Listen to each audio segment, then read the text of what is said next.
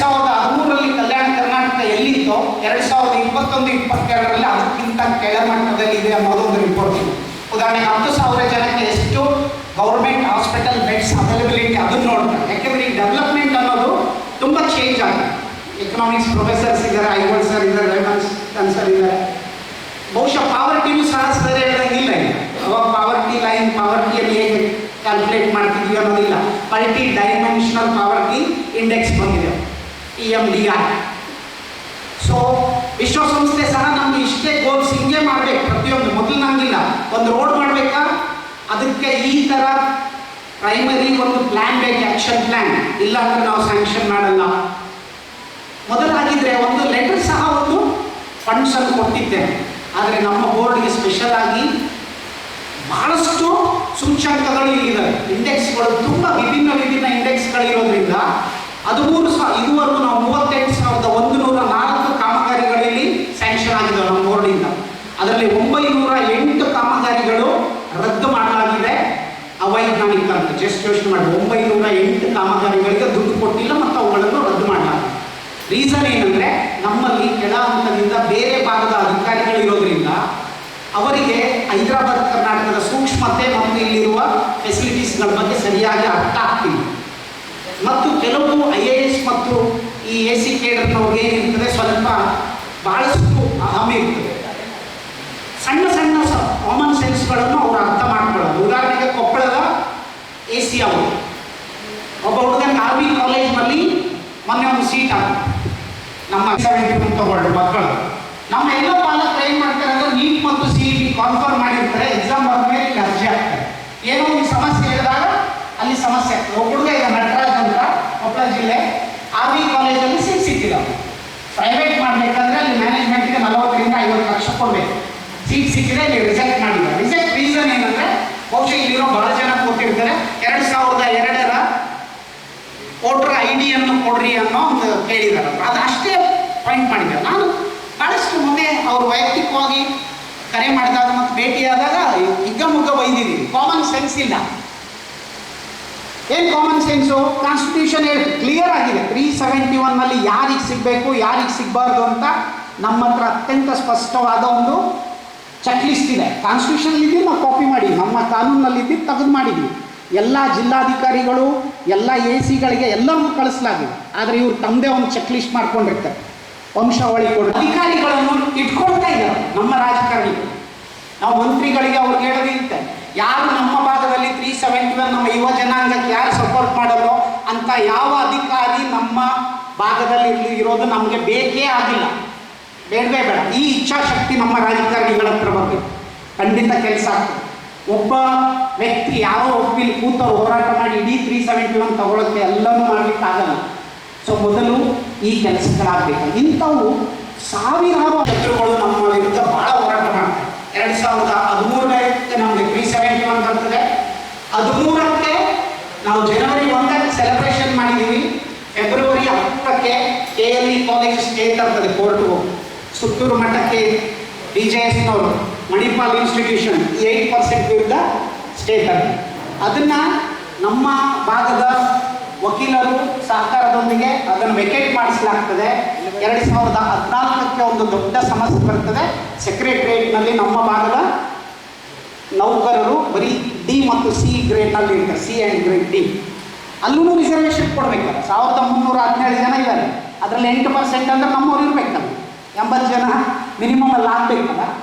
ಆದರೆ ಒಬ್ಬರು ಅದನ್ನು ಅಪ್ಲೈ ಮಾಡಿದಾಗ ಇಡೀ ಸೆಕ್ರೆಟರಿಯೇಟ್ನಲ್ಲಿ 20 ಜನ ನೌಕರರು ಕೋರ್ಟ್ಗೆ ಹೋಗ್ತಾರೆ. ನಮ್ಮ ಭಾಗದ ಪ್ರತಿಯೊಬ್ಬರು, ಅದು ಅಡ್ವೊಕೇಟ್ಸ್ಗಳು, ವಿದ್ಯಾರ್ಥಿ ಸಂಘಟನೆಗಳು ಕೋರ್ಟ್ ಆಗಿ ಮಾಡ್ಕೊಬೇಕು. ಯಾಕಂದರೆ 65 ಪೇಜ್ನ ರಿಟ್ ಪಿಟಿಷನ್ ಇದೆ, ನನ್ನ ಹತ್ರ ಇದೆ, ಫಾರ್ವರ್ಡ್ ಮಾಡ್ತೀನಿ ನೋಡಿ. ಈ ದೇಶದ ಎಲ್ಲ 371 ಎಲ್ಲೆಲ್ಲಿ ಸಣ್ಣ ಸಣ್ಣ ಕೇಸ್ಗಳಾಗಿದ್ದಾವೆ ಅವನ್ನೆಲ್ಲ ಅವರಲ್ಲಿ ಕೋರ್ಟ್ ಮಾಡಿದ್ದಾರೆ ಅಗೇನ್ಸ್ಟ್. ಅಂದರೆ ನಮ್ಮ ವಿರೋಧಿಗಳು ಎಷ್ಟೊಂದು ಪವರ್ಫುಲ್ ಆಗಿ ಕೆಲಸ ಮಾಡ್ತಿದ್ದಾರೆ ನಾವು.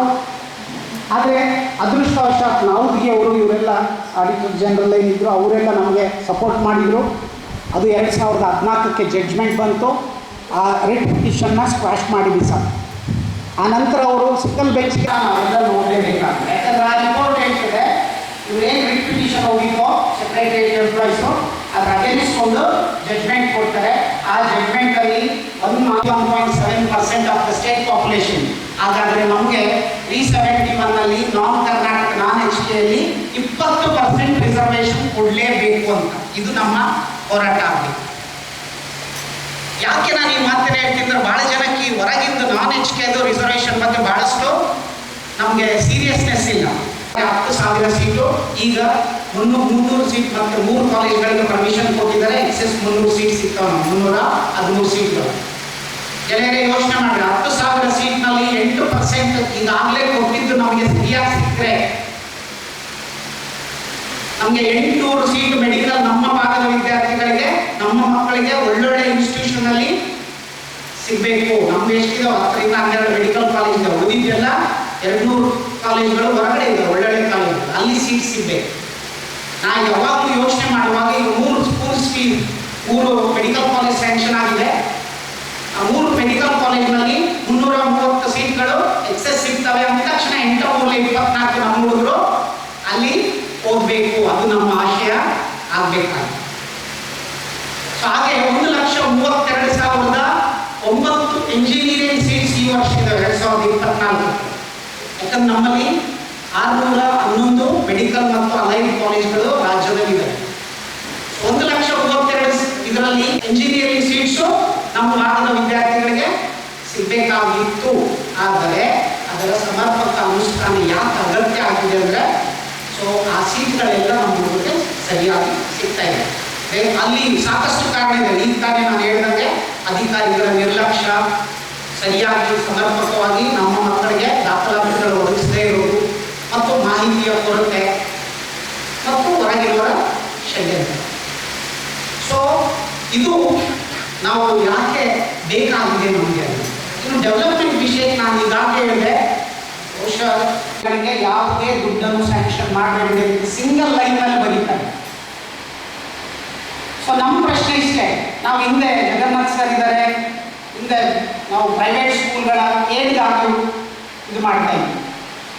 ನಮ್ಮ ಜನದ ಒಂದು ದೌರ್ಭಾಗ್ಯ ಏನಂದ್ರೆ, ನಮ್ಮ ರಾಜಕಾರಣಿಗಳು ಮತ್ತು ನಮ್ಮ ಭಾಗದವರು ಈ IAS ಅಧಿಕಾರಿಗಳು ಮತ್ತು ವಿಧಾನಸೌಧದಲ್ಲಿ ಇದು ಮಾಡುವಾಗ ತುಂಬ ಕೈ ಕಟ್ಕೊಂಡು ಅವ್ರ ಮಾತನ್ನು ಭಾಳ ಕೇಳ್ತೀವಿ.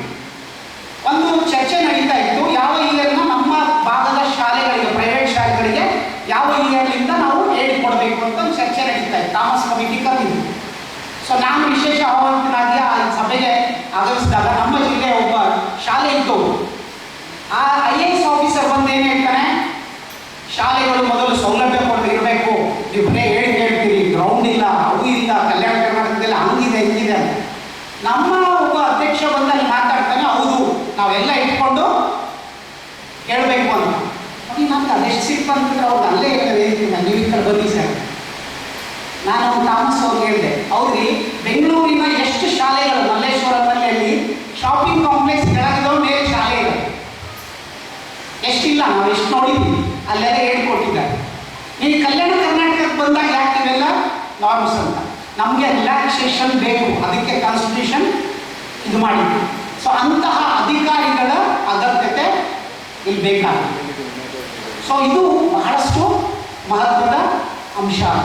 ಅದಕ್ಕೆ ನಾವು ಇಷ್ಟೆಲ್ಲ ಅಂದರೆ ಈ ಎಲ್ಲ ಅಂಶಗಳ ಜೊತೆಗೆ ಸಾಕಷ್ಟು ಡೆವಲಪ್ಮೆಂಟಿಗೆ ಸಂಬಂಧಿಸಿದ ಎಷ್ಟೋ ಜನ ತುಂಬ ಬೇಜಾರಾಗಿದೆ. ಉದಾಹರಣೆಗೆ ರಿಸರ್ವೇಷನ್ಗೆ ಇದು ಪ್ರಮೋಷನ್ನಲ್ಲಿ ಎಲ್ಲರೂ ಕೇಳ್ತಾರೆ ಎಂಪ್ಲಾಯೀಸು, ಸರ್ ನೀವು 371 ಬರಬಾರ್ದಿತ್ತು ಬಿಡಿ, ನಮ್ಗೆ ಶಾಪ್ ಆಗಿದೆ.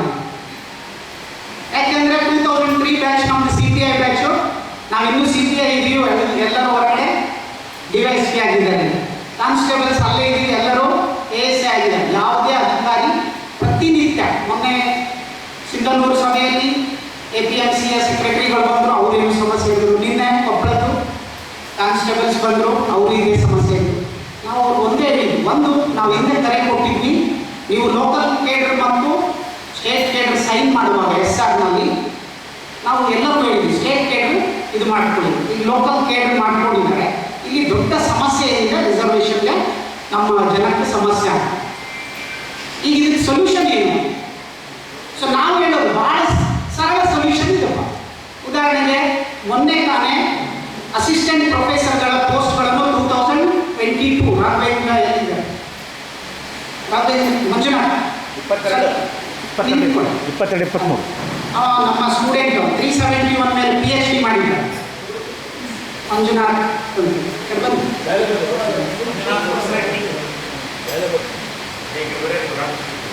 ಲಿಂಕ್ ಆಗಬಾರ್ದು ಅಂತ ಒಬ್ಬ ಮೆರಿಟ್ ಆಧಾರ ಇದ್ರೆ ಅವನಿಗೆ ಅವ್ನು ಜನರಲ್ ಆಗಲಿ ಈ ಸೀಟು ಅವನ ಸಮುದಾಯದ ಇನ್ನೊಬ್ಬರಿಗೆ ಸಿಗಬೇಕನ್ನೋ ಆಶಯ ಇದರಲ್ಲಿದೆ. ಇದು ಫಂಡಮೆಂಟಲ್ ಆಫ್ ಇಂಡಿಯನ್ ಕಾನ್ಸ್ಟಿಟ್ಯೂಷನ್. ಇದು ಎಲ್ಲಾದರೂ ಈ ದೇಶದಲ್ಲಿ ಕಾನ್ಸ್ಟಿಟ್ಯೂಷನ್ ವೈಲೇಷನ್ ಆಗಿದ್ದು ಆಗಲೇ ಒಂದೇ ಒಂದು ಉದಾಹರಣೆ ಇದ್ರೆ ವಿದರ್ಭ ಖರ್ಚಿನಲ್ಲೂ ಸಹ ಈಗಾಗಿಲ್ಲ. ಬಹುಶಃ ಒಂದೇ ಒಂದು ಉದಾಹರಣೆ ಇದ್ರೆ ಅದರ ಕಲ್ಯಾಣ ಕರ್ನಾಟಕದಲ್ಲಾಗಿರ್ತದೆ.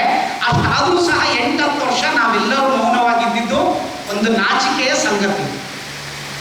ಯಾಕೆ ನಮ್ಮೆಲ್ಲ ಇಂದಿನ ಪೋಸ್ಟ್ಗಳಲ್ಲಿ ಯಾಕೆ ಪ್ರತಿದಿನ ಕೆಲವು ಅಧಿಕಾರಿಗಳು ವಿಧಾನಸೌಧದಲ್ಲಿ ಇಷ್ಟೊಂದು ಸಪೋರ್ಟಿವ್ ಆಗಿದ್ದಾರೆ ಅಂದರೆ ಅಲ್ಲಿ ಇನ್ನೂ ಆದೇಶ ಆಗಿರಲ್ಲ, ನಮ್ಗೆ ಹಾಕಿರ್ತಾರೆ.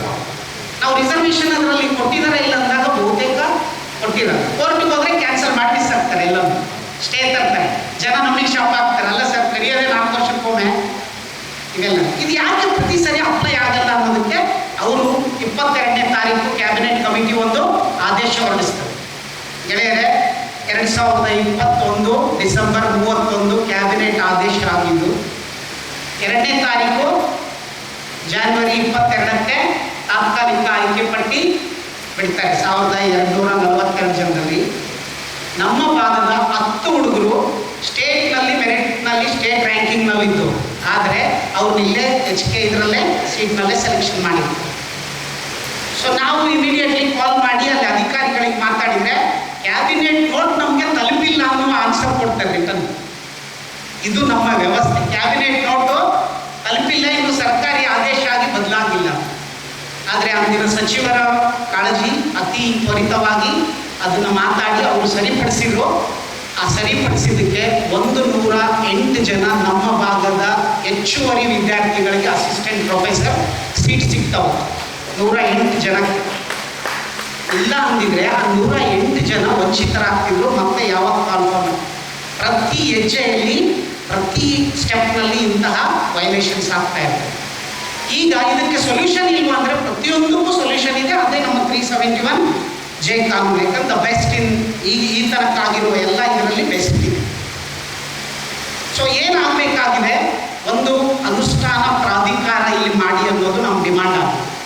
ಏನೇನು ನೀವು ಯಾವುದೇ ಪಕ್ಷದವರಿರಲಿ, ನಿಮ್ಮಲ್ಲೇ ಪ್ರತಿ ಪಕ್ಷದಲ್ಲಿ 371 ಹೋರಾಟ ಮಾಡುವ ಅದ್ಭುತ ವ್ಯಕ್ತಿಗಳಿದ್ದಾರೆ. ನಿಮ್ಮ ಪಕ್ಷದವ್ರನ್ನೇ ಆ ಪ್ರಾಧಿಕಾರದಾಗಲಾಗಲಿ ಪ್ರತಿಯೊಂದು ಏನೇನು ಅನುಷ್ಠಾನ ಸರಿಯಾಗ್ತಾ ಇದೆ ಇಲ್ಲ ಅನ್ನೋದಕ್ಕೆ ಅವರು ನೋಡಲಿ ಅನ್ನೋದು ಒಂದು ನಮ್ಮ ಬೇಡಿಕೆ ಆಗಿದೆ. ಎರಡನೇದು, ನಮ್ಮ KAT ಸೆಲ್ ಅನ್ನು ನಮ್ಮ ಭಾಗದಲ್ಲಿ ಬರಬೇಕು. ಫಸ್ಟ್ ಐದರ್ ರಾಯಚೂರು ಆ ಗುಲ್ಬರ್ಗದಲ್ಲಿ KAT ಸೆಲ್ ಆಗ್ತದೆ. ನಾವು ಪ್ರತಿಯೊಂದು ಅದು 371 ವೈಲೇಷನ್ಗೆ ಸಂಬಂಧಿಸಿದ ಅಷ್ಟೇ ಆಗಿದೆ. ಎಲ್ಲದಕ್ಕೂ ನಾವು ಹೈಕೋರ್ಟ್ ಹೋಗಿ ಫೈಟ್ ಮಾಡುವಷ್ಟು ಇಂಥ ಸಾಕಷ್ಟು ಬೇಡಿಕೆಗಳು ನಾವು ಮುಂದಿನ ದಿನಗಳಲ್ಲಿ ಸರ್ಕಾರ ಮುಂದೆ ಇಡಬೇಕಾ. ಇದು ಸಮರ್ಪಕ ಅನುಷ್ಠಾನ. ಇನ್ನೂ ಸಾಕಷ್ಟು ವಿಚಾರಗಳಿದ್ದಾವೆ, ತುಂಬ ಎಳೆಯೋದು ಬೇಡ. ಈಗ ಯಾಕೆ ನಾವು ಹೋರಾಟದ ಹಂತಕ್ಕೆ ಬಂದು ನಿಂತಿದ್ದೀವಿ ಅಂತ ಇವೆಲ್ಲವೂ ನಾ ಹೇಳಿದೆ. 57 ಕೇಸ್ಗಳು 43 ಕೇಸ್ ಗೆದ್ದೀವಿ. ವೈಯಕ್ತಿಕವಾಗಿ ನಾವು ಹಾಕ್ಕೊಂಡ್ರೆ 57 ಕೇಸ್ ಇದು ಹೈಕೋರ್ಟ್ 371Jಗೆ ಸಂಬಂಧಿಸಿದೆ. ಸೊ ಆದರೆ ಈಗೇನಾಗಿದೆ ಅಂದರೆ, ಯಾವಾಗಲೂ ಪೊಲಿಟಿಕ್ಸ್ನಲ್ಲಿ ಯಾರು ಬಹಳಷ್ಟು ಈ ಮೀಸಲಾತಿ ಮತ್ತಿತರಿಗೆ ಸಂಬಂಧಿಸಿದಂತೆ ಕನೆಕ್ಟಿಂಗ್ ದ ಡಾಟ್ಸ್ ಅಂತ ಹೇಳ್ತಾರೆ. ಯಾರೋ ಒಂದು ಎಲ್ಲೋ ಸ್ಟೇಟ್ಮೆಂಟ್ ಕೊಟ್ಟಾಗ ಅದಕ್ಕೆಲ್ಲೋ ಲಿಂಕ್ ಇರುತ್ತೆ, ಮುಂದೆ ಏನೋ ಆಗ್ತದೆ. ಯಾವುದೋ ರಿಸರ್ವೇಷನ್ ಬರಬೇಕು ಅಂದಾಗ ಸೋಷಿಯಲ್ ಮೀಡಿಯಾದಲ್ಲಿ ಏನೋ ಚರ್ಚೆ ಆಗ್ತಿರ್ತದೆ, EWS ಆಗಿರ್ಬೋದು, ಏನಾದ್ರೂ ಆಗಿರ್ಬೋದು. ಆ ನಂತರ ಬಂದು ನಾವು ಬರಲ್ಲ. ಈಗೇನಾಯಿತು, ಸ್ವಲ್ಪ ದಿನಗಳ ಹಿಂದೆ ದೌರ್ಭಾಗ್ಯ ನಾಚಿಕೆ ಹೇಳ್ಕೊಳ್ಳಿಕ್ಕೆ 371 ಕ್ಯಾಬಿನೆಟ್ ಸಬ್ ಕಮಿಟಿಯ ಅಧ್ಯಕ್ಷರಾಗಿದ್ದರು HK ಪಾಟೀಲ್ರು. ಅವರು ಗೌರ್ಮೆಂಟ್ಗೆ ಒಂದು ಲೆಟರ್ ಬರೀತಾರೆ, ಈ ಮೀಸಲಾತಿ ತೆಗಿಬೇಕು, ಇದರಿಂದ ಉಳಿದ ಜಿಲ್ಲೆಗಳಿಗೆ ಅನ್ಯಾಯ ಆಗ್ತಾ ಇದೆ. ಅದೇ ಸಂದರ್ಭದ ಆಜುಬಾಜು ಇಂಡಿ ತಾಲೂಕನ್ನು ನಮ್ಮ ಭಾಗಕ್ಕೆ ಸೇರಿಸಬೇಕು ಅಂತೇಳಿ ಒಂದು ಬರೀ ನಮಗೆ ಹೋರಾಟ ಅಷ್ಟೇ ಅಲ್ಲ, ಒಳಗಡೆ ಅಫಿಷಿಯಲ್ ಲೆವೆಲ್ನಲ್ಲಿ ಏನೇನು ಮಾಡ್ತಾರೆ ಅದು ಭಾಳ ಸ್ಟ್ರಾಂಗ್ ಆಗಿ ನಡೀತದೆ. ಮುದ್ದೇಬಿಹಾಳ ಸೇರಿಸ್ಬೇಕಂತೇಳಿ ಮತ್ತೊಬ್ಬರು ಒಂದು ಕಸರತ್ತು ನಡೆಸ್ತಾರೆ.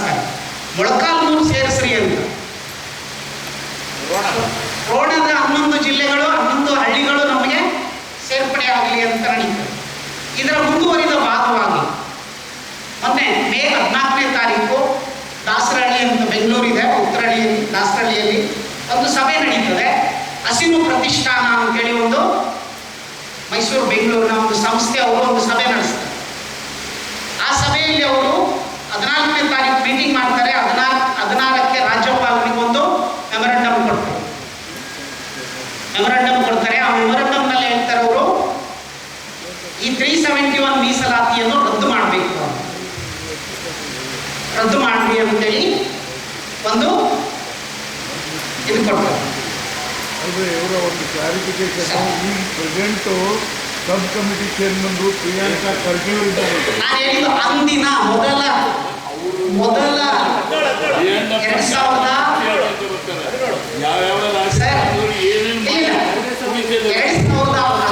ಸೆಪ್ಟೆಂಬರ್ 27ರ ಸರ್ಕಾರದ ಆದೇಶ, 2016 ಸೆಪ್ಟೆಂಬರ್ 27ರ ಆದೇಶ ಆಗಿತ್ತು. ಅವತ್ತು ಎಚ್ ಕೆ ಪಾಟೀಲ್ ಇದ್ರು ಮೊದಲನೇ ಸಬ್ ಕಮಿಟಿಗೆ, ಫಸ್ಟ್ ನಮಗೆ ಆಗಿದ್ದು. ಅವ್ರು ಲೆಟರ್ ಕೊಟ್ರು. ಅಂದ್ರೆ ಸಬ್ ಕಮಿಟಿ ಚೇರ್ಮನ್ ಆಗಿನೂ ಮತ್ತು ಅವ್ರು ನಮ್ಮ ಭಾಗದವ್ರು ಆಗಿದ್ದಿಲ್ಲ. ಅವತ್ತು ನಾವು ಇದನ್ನು ವಿರೋಧ ಮಾಡಿದ್ವಿ, ನಮ್ಮ ಭಾಗದವ್ರಿಗೆ ಕೊಡ್ರಿ ಅಂತ. ಆದರೂ ಈ ಮುಂದುವರಿದ ಭಾಗ ಹಸಿರು ಪ್ರತಿಷ್ಠಾನ ಗವರ್ನರ್ಗೆ ಒಂದು ಮೆಮೊರಂಡಮ್ ಕೊಡ್ತಾರೆ. ಕೊಟ್ಟು ಮುಂದಿನ ದಿನಗಳಲ್ಲಿ ಫ್ರೀಡಮ್ ಪಾರ್ಕಲ್ಲಿ ಒಂದು ನಾವು ಧರಣಿ ಸತ್ಯಾಗ್ರಹ ಮಾಡ್ತೀವಿ ಅಂತ ಒಂದು ಸ್ಟೇಟ್ಮೆಂಟ್ ಕೊಡ್ತಾರೆ. ಆ ಮೆಮೊರಂಡಮಲ್ಲಿ 371 ತೆಗಿಬೇಕು, ಮೀಸಲಾತಿ ನಮಗೆಲ್ಲ ರಾಜ್ಯದ ಉಳಿದ ಭಾಗದವ್ರಿಗೆ ಅನ್ಯಾಯ ಆಗ್ತಾ ಇದೆ. ಇದ್ರ ಹಿಂದೆ ಏನಿದೆ ಅಂದರೆ ಗೊತ್ತಿದೆ ಎಲ್ಲರಿಗೆ. ಒಂದು ಮೆಡಿಕಲ್ ಸೀಟ್ ಎಷ್ಟು ಕಾಸ್ಟ್ ಅಂತ ಗೊತ್ತಿರ್ತದೆ. 8% ಆ ಭಾಗದವ್ರು ನಮಗೆ ಕೊಡ್ಬೇಕಂದಾಗ ಎಷ್ಟು ದುಡ್ಡು ಆಗ್ತದೆ ನೋಡ್ಬೇಕು. ಎಷ್ಟೋ ಕೋಟಿಗಟ್ಟಲೆ ಈ ಭಾಳ ಇದಾವೆ, ಅಧಿಕಾರಿಗಳಿದ್ದಾರೆ, ತುಂಬ ಇದೆ. ಸೊ ನಾವಿಲ್ಲಿ ಹೇಳೋದಿಷ್ಟೇ, ಕನೆಕ್ಟಿಂಗ್ ದ ಡಾಟ್ಸ್, ಎಲ್ಲದನ್ನು ಕನೆಕ್ಟ್ ಮಾಡಬೇಕಾಗಿದೆ. ನಾನು ಈಗ ತಾನೇ ಹೇಳಿದೆ, 371 is not A permanent status. ನಾನು ಹೇಳಿದ್ದೀನಿ ಆವಾಗಲೇ, ಸಂವಿಧಾನದ 21ನೇ ಭಾಗ 369ರಿಂದ 392ನೇ ವಿಧಿಯಲ್ಲಿ ಬರ್ತದೆ ಇದು ಆರ್ಟಿಕಲ್ಸ್ನಲ್ಲಿ. ಟೆಂಪ್ರರಿ, ಟ್ರಾನ್ಸಿಷನಲ್ ಮತ್ತು ಪ್ರೊವಿಷನಲ್ ಅಂತಿದೆ. ಸೊ ನಾವಿಲ್ಲಿ ಎರಡನೇ ಪಾಯಿಂಟ್ ಏನಂದರೆ, ಫೇಸ್ಗಳು ಯಾರು ಮಾತಾಡ್ತಿದ್ದಾರೆ ಅನ್ನೋದು ಭಾಳ ಇಂಪಾರ್ಟೆಂಟ್ ಆಗ್ತದೆ. ನಾನು ಮಾತಾಡೋದಕ್ಕೂ ಶಾಸಕರು ಮಾತಾಡೋದಕ್ಕೂ ಮಾಜಿ MP ಅವ್ರು ಮಾತಾಡೋದಕ್ಕೂ ಭಾಳ ವ್ಯತ್ಯಾಸ ಇದೆ. ಆ ಕಮಿಟಿಯಲ್ಲಿ JK ಕುಮಾರ್ ಅಂತ ಅಧ್ಯಕ್ಷ ಇದ್ದಾರೆ, ಚಿಂತಕರಾದ ಗೋವಿಂದರಾಜ್ ಇದ್ದಾರೆ, ಉಟ್ಕನಾಡಿಗೌಡರು ಸಂಶೋಧಕರಿದ್ದಾರೆ, ಇನ್ನೂ ಭಾಳ ಹೆಸರುಗಳಿದ್ದಾವೆ. ಇಂತಹ ಫೇಸ್ಗಳು ಹೊರಗಡೆ ಬಂದು ಸಭೆ ಮಾಡಿ ಗವರ್ನರ್ಗೆ ಲೆಟರ್ ಕೊಟ್ಟಿದ್ದಾರೆ ಅಂದರೆ ಇದು ಸುಮ್ಮನೆ ಆಗಿರಲ್ಲ. ಇದರಿಂದ ಭಾಳಷ್ಟು ಏನೋ ಘಟನೆಗಳು ನಡೆದಿರ್ತವೆ ಅನ್ನೋದು ನಮ್ಮ ಊರಿಗೆ ಒಂದು. ಎರಡು, 16ನೇ ತಾರೀಕು ಅವ್ರು ಲೆಟರ್ ಕೊಟ್ಟಿದ್ದಾರೆ. 19ನೇ ತಾರೀಕು ಸಂವಿಧಾನ ಉಳಿಸಿ ಅಂತೇಳಿ ಒಂದು ಕಾರ್ಯಕ್ರಮ ನಡೀತದೆ. ಅಲ್ಲಿ ನನ್ನನ್ನು ಉಪನ್ಯಾಸಕರಾಗಿ ಕರೆದಿದ್ರು. ಆ ಯಾರು ಅಲ್ಲಿ ಮೆಮೊರಂಡಮ್ ಕೊಟ್ಟಿದ್ರು, ಯಾರು ಸಭೆ ಮಾಡಿದ್ರು, ಅಲ್ಲಿ ನನಗಿಂತ ಮುಂಚೆ ಭಾಷಣ ಮಾಡ್ತಾರೆ ಭಾರತದ ಸಂವಿಧಾನ ಉಳಿಸಿ ಅಂತ. ನಾನು ಮುಂದೆ ವೇದಿಕೆಯಲ್ಲಿ ಹೋದಾಗ ನಾನು ಹೇಳಿದ್ದು ಅದೇ ಅವ್ರಿಗೆ, ಎಂಥ ದ್ವಂದ್ವ ಅಂತ. ನಮಗೆ ಕೊಟ್ಟಿದ್ದು ಬಾಬಾ ಸಾಹೇಬ್ ಅಂಬೇಡ್ಕರ್ ಕೊಟ್ಟಿದ್ದು. ನೀವು ಇಲ್ಲೇ ಹೇಳ್ತೀರಿ ಸಂವಿಧಾನ ಉಳಿಸಿ ಅಂತ, ನಿನ್ನೆ ಹೇಳ್ತೀರಿ 371 ಕಸ್ಕೊಳ್ಳಿ ಅಂತ. ನೀವು ಹೇಗೆ ಸಂವಿಧಾನ ಉಳಿಸ್ತೀರಿ ಅಂತ. ಖಂಡಿತ ನೀವು ಸಂವಿಧಾನ ವಿರೋಧಿಗಳಿದ್ದೀರಿ. ಸೊ ಈಗ ನಮ್ಮ ಭಾಗದಲ್ಲಿ ಆಗಬೇಕಾಗಿರೋದು, ನಮ್ಮ ಬೇಡಿಕೆ ಆ ಹಸಿರು ಪ್ರತಿಷ್ಠಾನವನ್ನು ರದ್ದು ಮಾಡಬೇಕು. ಯಾಕೆ ಈಗೇನಾದರೂ ನಾವು ಪ್ರಬಲವಾಗಿ ಧ್ವನಿ ಎತ್ತಿಲ್ಲ ಅಂದರೆ ಮುಂದೆ ಈ ಧ್ವನಿಗಳು ಖಂಡಿತ ಹೆಚ್ಚಾಗ್ತವೆ. ಮತ್ತು ಆ ಭಾಗದ ಜನಕ್ಕೆ 371 ನಾನು ಈಗ ತಾನೇ ಹೇಳಿದಲ್ಲ, ಯಾಕೆ ಬಂದಿದೆ ಅನ್ನುವ ಪ್ರಜ್ಞೆ ಇರಲ್ಲ. ಬರೀ ಮೀಸಲಾತಿಯ ನೆಗೆಟಿವ್ ಪಾಯಿಂಟ್ಸ್ ಹೇಳ್ತಾ ಇರ್ತಾರೆ. ಆವಾಗ ಅದು ಒಂದು ಏನು ಒಪಿನಿಯನ್ ಕ್ರಿಯೇಟ್ ಆಗ್ತದೆ. ಸೊ ಅದಕ್ಕೆ ನಾವೀಗ ಬೀದರ್ದಿಂದ ಗುಲ್ಬರ್ಗ, ಯಾದಗಿರಿ ಮತ್ತು ರಾಯಚೂರಲ್ಲಿ ಈಗಾಗಲೇ ಪ್ರತಿಭಟನೆ ಮತ್ತು ಬಂದ್, ಕಾರ್ತಿಗೆಯಲ್ಲಿ ಒಂದು ಯಶಸ್ವಿ ಬಂಧನ್ ಮಾಡಿದ್ವಿ. ಸೊ ನಮ್ಮ ಊರಲ್ಲಿ ಯಾಕಂದರೆ 371 ಬರಬೇಕಂದ್ರೆ ಕೊಪ್ಪಳ ಜಿಲ್ಲೆ, ಗಂಗಾವತಿ ಮತ್ತು ಕಾರಟಗಿ ಅವಿಭಜಿತ ತಾಲೂಕುಗಳ ಕಾಂಟ್ರಿಬ್ಯೂಷನ್ ಹೈಯೆಸ್ಟ್ ಇದೆ. 2-3 ಕಾರಣಗಳಿಗೆ. ಒಂದು, ನಮ್ಮ ಶಿವರಾಮೇಗೌಡರು ನಾವು ಯಾವಾಗಲೂ ನೆನೆಸ್ಕೊಳ್ತಾ ಇರ್ತೀವಿ. ಎಲ್ಲಿಗೂ ಒಂದು MP ಆಗಿದ್ದಾಗ ನಮ್ಮ ಹೋರಾಟದ ಸಮಯದಲ್ಲಿ ಬಹುತೇಕ ಅದು ಅವ್ರ ಮನೆ ಆಗಿದ್ದಿಲ್ಲ, ನಮ್ಮ ಮನೆಯೇ ಎಲ್ಲ. ಎಷ್ಟು ದಿನ ಇದೆಯೋ ಊಟ ಎಲ್ಲ ಅವರೇ ಹಾಕ್ಸಿದ್ದಾರೆ, ವೆಹಿಕಲ್ಸ್ ಪ್ರೊವೈಡ್ ಮಾಡಿದ್ದಾರೆ. ಯಾಕೆ ನಾವು ಯಾವಾಗಲೂ ನೆನೆಸ್ತಾ ಇರ್ತೀವಿ. ಎರಡನೇದು, ನಮ್ಮಲ್ಲಿ ಸ್ಟಾರ್ಟ್ ಮಾಡಿರ್ತಕ್ಕಂಥ ಕೊಪ್ಪಳದಿಂದ ಬಸವ ಕಲ್ಯಾಣಕ್ಕೆ ಮಾಡಿರ್ತಕ್ಕಂಥ ಜಾಥಾ, ರಾಯಚೂರು ದಾಟೋವರೆಗೂ ಆ ಜಾಥಾ ಅತ್ಯದ್ಭುತ. 3, ಅಂದಿನ ಕಾಲದಲ್ಲೇ ನಾವು ಸುಮಾರು 10,000 ಜನನ ಡೆಲ್ಲಿಯ ಜಂತರ್ ಮಂತರ್ನಲ್ಲಿ ಸೇರಿಸಿದ ಕ್ರೆಡಿಟ್. ಅದರಲ್ಲಿ ನಮ್ಮ ಕನ್ನಡ ಸಂಘಟನೆಗಳು, ಗಂಗಾವತಿಯ ಕನ್ನಡ ಸಂಘಟನೆಗಳ ಪಾತ್ರ ಮತ್ತು ನಮ್ಮ ಮಾಧ್ಯಮವಿದೆ.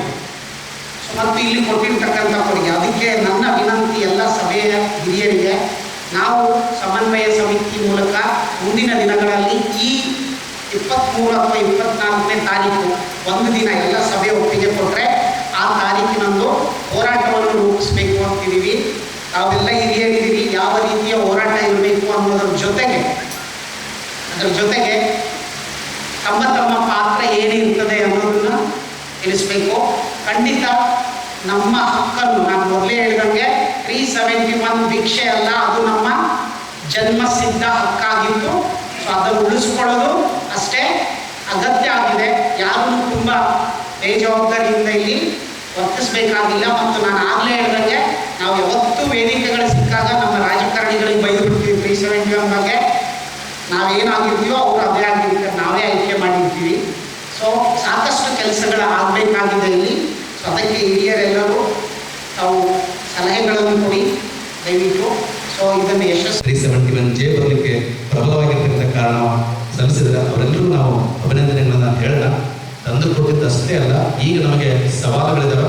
ಆ ಸವಾಲುಗಳ ಹತ್ರ 371 ಬಂದಿದೆ, ಸಮರ್ಪಕವಾಗಿ ಅನುಷ್ಠಾನ ಆಗಿಲ್ಲ. ಒಂದು ಸಂಘಟನೆ ಈಗಾಗಲೇ 371 ಬ್ಯಾನ್ ಮಾಡಿ ಅನ್ನೋ ಮಟ್ಟಕ್ಕೆ ಹೋರಾಟ ಮಾಡ್ತಾ ಇದೆ. ಈಗ ನಮ್ಮ ಮುಂದೆ ಪ್ರತಿಭಟನೆಯನ್ನ ಯಾವ ರೀತಿ ಮಾಡಬೇಕು, ಹಾಗೆ ಸಲಹೆ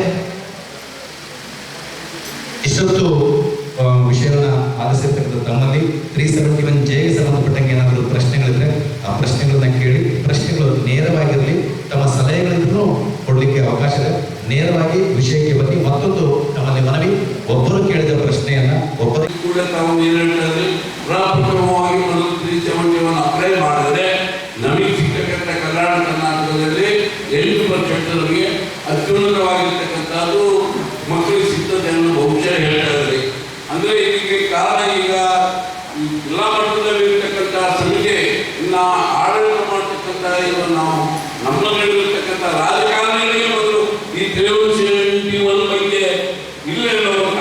ಯಾಕಂದ್ರೆ ತಾವು ಬಹಳಷ್ಟು ಸಂಸ್ಕಾರವಾಗಿ ಹೇಳಿದ್ರೆ 45 ನಿಮಿಷ ಇವತ್ತು 371 ಬರೋದಕ್ಕೆ ಕಾರಣ ಏನು, ಬಂಧನಗಳನ್ನು ಉಪಯೋಗಕ್ಕೆ ಯಾಕೆ ನಿರ್ದೇಶ ಆಗ್ತಾ ಇದೆ, ನಮ್ಮಲ್ಲಿರುವಂತಹ ಲೋಪದೋಷಗಳು ಏನು ಅನ್ನೋದನ್ನು ಕೂಡ ಹೇಳಿದ್ರು. ನನಗೆ ಅನಿಸ್ತದೆ ಮತ್ತು ಇದ್ರ ಬಗ್ಗೆ ನೀವು ಕೂಡ ಸದಸ್ಯರಾಗಿ ಹೋರಾಟ ಮಾಡ್ಕೊಂಡು ಬಂದರೆ ಇಳಿಯ ವಯಸ್ಸಿನಲ್ಲಿ ಒಳ್ಳೆ ಅತ್ಯುನ್ನತ ಶ್ರೇಣಿಗೆ ಹೋಗ್ತಾ ಇದ್ದರೆ ನೀವು ಕೂಡ ಇವರು ಗಮನ ತಂದಿದ್ದೀರೋ ಇಲ್ಲ ಅಂತ ನನ್ನ ಅಭಿಪ್ರಾಯ. ಯಾಕೆಂದ್ರೆ ಇವತ್ತು ನೂತನ ಸ್ಟೇಟ್ ಟೀಮ್ ಇರ್ತದೆ, ಅದರ ಜೊತೆಗೆ ಮಹಾರಾಷ್ಟ್ರ ಒಂದು ಟೀಮ್ ಇರ್ತದೆ. ಅದೇ ಟೈಪು ಎಲ್ಲ ರಾಜ್ಯದಲ್ಲಿ 2 ತಂಡಗಳು ಇರ್ತವೆ. ಈ ತಂಡಗಳು ಯಾರು ರಾಷ್ಟ್ರೀಯ ಮಟ್ಟದಲ್ಲಿ ಹೋಗ್ತಾರೋ ಅವ್ರು ಮಾತ್ರ ನೌಕರಿ ಸಿಗ್ತಾವೆ ಸ್ಪೋರ್ಟ್ಸ್ ಮಟ್ಟದಲ್ಲಿ. ಆದರೆ ನಮ್ಮ ಹೈದರಾಬಾದ್ ಕರ್ನಾಟಕ ಒಂದು ಮಾಡಿಬಿಟ್ಟು ನಾವು ಮನೆ ಕೊಟ್ಟಿದ್ದೀವಿ. ಪಾಟೀಲ್ ಅವರಿಗೆ ಏನೂ ರೆಸ್ಪಾನ್ಸ್ ಮಾಡಿಲ್ಲ. ಮೇಲಾಗಿ ನಾವು ಕೋರ್ಟಿಗೆ ಹಾಕಿದ್ದೀವಿ.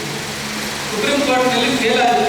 ಅಂದರೆ ಬಳ್ಳಾರಿ ಅವರು ಏನು ಮಾಡಿದ್ರು, ಬೆಂಗಳೂರವ್ರ ಜೊತೆಗೆ ಸೇರಿಕೊಂಡು ಆ ಫೆಡರೇಷನ್ಗೆ ಅಧ್ಯಕ್ಷರಾದರು. ಇಲ್ಲಿವರೆಗೆ ನಮ್ಮ ಹೈದರಾಬಾದ್ ಕರ್ನಾಟಕದ ಹುಡುಗರು ಸ್ಪೋರ್ಟ್ಸ್ನಲ್ಲಿ ಯಾವುದೇ ಸ್ಪೋರ್ಟ್ಸ್ನಲ್ಲಿ ಮೇಲೆ ಹೋಗಿಲ್ಲ. ಒಂದು ಕಮಿಟಿಗೆ ಈಶ್ವರ್ ಖಂಡ್ರೆ ಅವರು, ರಹೀಂ ಖಾನ್ ಅವರು, ಡಾಕ್ಟರ್ ಶರಣಪ್ರಕಾಶ್ ಪಾಟೀಲ್ ಅವರು,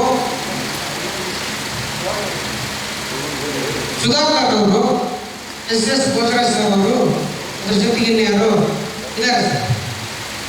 371 ಅನ್ನುವಂಥದ್ದನ್ನ ಅದರಲ್ಲಿ ಇದ್ದಂಥ 371 ಎಸ್ ಪಾಟೀಲ್ ಏನು ವರದಿ ಕೊಟ್ಟರು, ಅದನ್ನು ಸರ್ಕಾರ ಒಪ್ಪಿಕೊಂಡ್ರು. ಅದನ್ನು ಅನುಷ್ಠಾನ ಮಾಡೋದಕ್ಕೆ ಮಾತ್ರ ಈ ಸಮಿತಿಗೆ ಅಧಿಕಾರ ಇರ್ತದೋ ಅಥವಾ ಏನು ಅವ್ರು ಕೊಟ್ಟಂಥ ಅಥವಾ ಗೆಜೆಟ್ ನೋಟಿಫಿಕೇಶನ್ ಆದಂಥ ತಿದ್ದುಪಡಿ ಮಾಡುವಂಥದ್ದಕ್ಕಾಗಿ ಕುಂತಿರ್ತದೋ. ಈ ಸಮಿತಿಯ ಕಾರ್ಯದರ್ಶಿಗಳ ಬಗ್ಗೆ ಸ್ವಲ್ಪ ಮಾಹಿತಿ ಏನಿಲ್ಲ, ಅದು ನೀವು ಸ್ವಲ್ಪ ಕನ್ಫ್ಯೂಷನ್ ಇದೆ. ಅವೇರ್ನೆಸ್ ಮಾಡಬೇಕು. ಅವ್ರಿಗೆ ಗೊತ್ತಿದೆ ನಮ್ಮ KKRಯಲ್ಲಿ 5,000 ಕೋಟಿ ಬಜೆಟ್ ಯಾವ ರೀತಿ ಇರಬೇಕಂತ ಮಾತ್ರ ಗೊತ್ತಿದೆ. ಬಟ್ ಇದು ಅನುಷ್ಠಾನ ಯಾವ ರೀತಿ ಮಾಡಬೇಕಂತ ಗೊತ್ತಿಲ್ಲ. ದಯವಿಟ್ಟು ಅದ್ರ ಬಗ್ಗೆ ತಾವು ಗಮನ ಹರಿಸ್ಬೇಕು. ನನ್ನ ಕ್ವಶನ್ ಏನಂದರೆ, ಪ್ರತಿಯೊಬ್ಬರು ಚೆನ್ನಾಗಿ ಹೇಳಿ ಕ್ವಶನ್ ಆಮೇಲೆ. Thank you.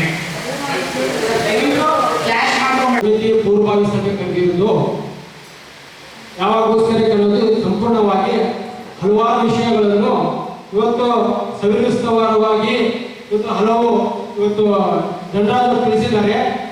ಇವತ್ತು ಹೈದರಾಬಾದ್ ಕರ್ನಾಟಕದಲ್ಲಿ 371 ಬಂದು 11 ವರ್ಷ ಆಗಿದೆ ಕಾನೂನು ಬಂದು. ನಮಗೆ ಸ್ವತಂತ್ರ ಸಿಕ್ಕು 76 ವರ್ಷ ಆಗಿದೆ. ಆದರೆ ಇದು ರುಚಿ ಕಂಡಿದ್ದಿಲ್ಲ.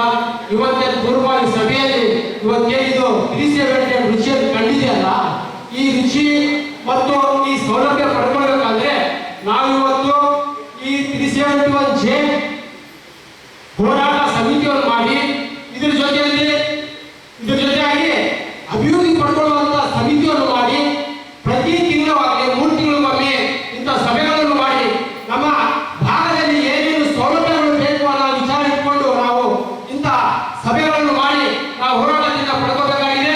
ಇವತ್ತು ಗಣರಾಜರು ಹಲವರು ಹೇಳಿದ್ರು, ಇವತ್ತೇನು ಹಸಿರು ಕರ್ನಾಟಕ ಏನು ಇದೆ, ಇವತ್ತು ಈ 371J ಅನ್ನು ರದ್ದುಪಡಿಸುವಂತ ಹುನ್ನಾರವನ್ನು ಮಾಡಿದೆಯಲ್ಲ, ಆ ಹುನ್ನಾರವನ್ನು ನಾವು ರದ್ದುಪಡಿಸಿ ನಮ್ಮ ಹಕ್ಕನ್ನು ಪಡ್ಕೊಳ್ಳೋದಕ್ಕೋಸ್ಕರಕ್ಕಾಗಿ ಇವತ್ತೇನು ಹೋರಾಟ ಮಾಡಬೇಕಾಗಿದೆ.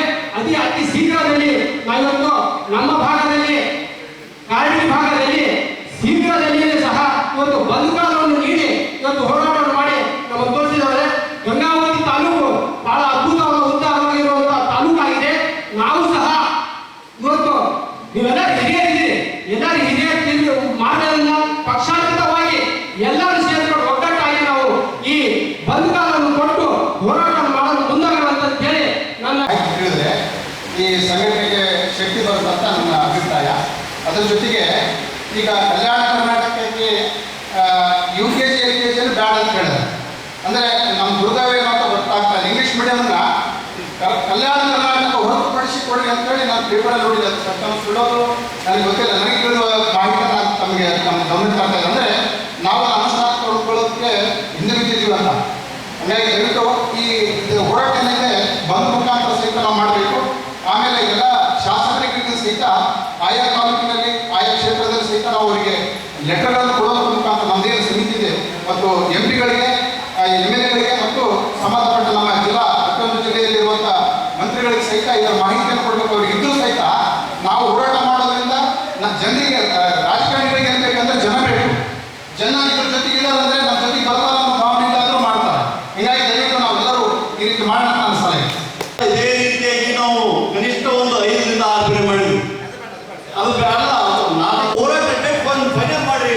ಯಾಕಂದ್ರೆ ಹಾಗೆ ನಾಳೆ ಮಾಡೋಣ, ಮುಂದೋರು ಮಾಡೋಣ, ಇನ್ನೊಂದು ಮಾಡೋಣ ಅಂತ ಯಾಕೆ ಮುಂದೋಗೋದು ಬೇಡ. ಒಂದು ಡೇಟ್ ನಿರ್ಧಾರ ಮಾಡಿ ಅದನ್ನ ಡೇಟ್ ಒಂದು ಫಿಕ್ಸ್ ಮಾಡಿ ಹೋದ್ರೆ ಆ ಹೋರಾಟಕ್ಕೆ ನಾವೆಲ್ಲ ಬೆಂಬಲ ಕೊಡ್ತೀವಿ ಅಂತ ನಾವು ಹೇಳ್ಬೇಕು. ಈ ಕುರಿತಂತೆ ತಮ್ಮ ಸಲಹೆಗಳು. ನನ್ನ ಸಲಹೆಯನ್ನು ಹೇಳಿದ್ರೆ ಸಂಘಟನೆಗಳು ಸಮಾಜವಲ್ಲ, ಏನು ಹಾಲಿ ಶಾಸಕರು, ಮಂತ್ರಿಗಳು, ನಮ್ಮ ಜಿಲ್ಲಾ ಮಂತ್ರಿಗಳು ಮತ್ತು ಮಾಜಿ ಶಾಸಕರು, ಏನು ಚುನಾಯಿತ ಪ್ರತಿನಿಧಿಗಳು, ಜಿಲ್ಲಾ ಪಂಚಾಯತ್ಗಳು, ತಾಲೂಕು ಪಂಚಾಯತ್ಗಳು, ನಗರಸಭೆ, ಅವ್ರನ್ನೆಲ್ಲ ಇನ್ವಾಲ್ವ್ ಮಾಡ್ತೇವೆ. ಯಾಕಂದ್ರೆ ಅವರು ಮಂತ್ರಿಗಳು, ಶಾಸಕರು ನಮ್ಮ ಭಾಗದವರು. ಯಾಕಂದರೆ ನಾವು ಹೆಸರು ಹೇಳೋದಿಲ್ಲ. ಇವತ್ತು ವಿಜಯನಗರ ಜಿಲ್ಲೆ ಆಗಬೇಕಾದ್ರೆ ಅಲ್ಲಿ ಏನೋ ಮಂತ್ರಿಗಳಿಂದ ವಿಜಯನಗರ ಜಿಲ್ಲೆಯನ್ನು ಮಾಡಿದರು. ಹಾಗಾಗಿ ನಮ್ಮ ಚುನಾಯಿತ ಪ್ರತಿನಿಧಿಗಳು ಇದರಲ್ಲಿ ಭಾಗವಹಿಸಬೇಕಂತ ಅನಿಸ್ತದೆ. ಈ 371J ಸಮರ್ಪಕವಾಗಿ ಅನುಷ್ಠಾನ ಆಗಬೇಕಾಗಿರೋದು ವಿದ್ಯಾರ್ಥಿಗಳಿಂದ. ಅಂದರೆ ವಿದ್ಯಾರ್ಥಿಗಳಿಗೆ ಮುಖ್ಯವಾಗಿ ಬೇಕಾಗಿರ್ತಕ್ಕಂಥ ಶಿಕ್ಷಕರಿಗೆ ನಾವು ಅವರ ಉಪನ್ಯಾಸವನ್ನು ಕೇಳಿದ್ವಿ. ಈಗ ನಾವು ಏನು 23 ಅಥವಾ 24ಕ್ಕೆ ಡೇಟ್ ನಿಗದಿ ಮಾಡ್ತಾ ಇದ್ರಿ. ಈ ನಿಗದಿ ಮಾಡೋ ಜೊತೆಗೆ ಇಡೀ ನಮ್ಮ ಗಂಗಾವತಿ ಕೃಷಿ ಕಾಲೇಜ್ ಇದೆ, ಇಂಜಿನಿಯರಿಂಗ್ ಕಾಲೇಜ್ ಇದೆ, ಮೆಡಿಕಲ್ ಕಾಲೇಜ್ಗಳಿವೆ.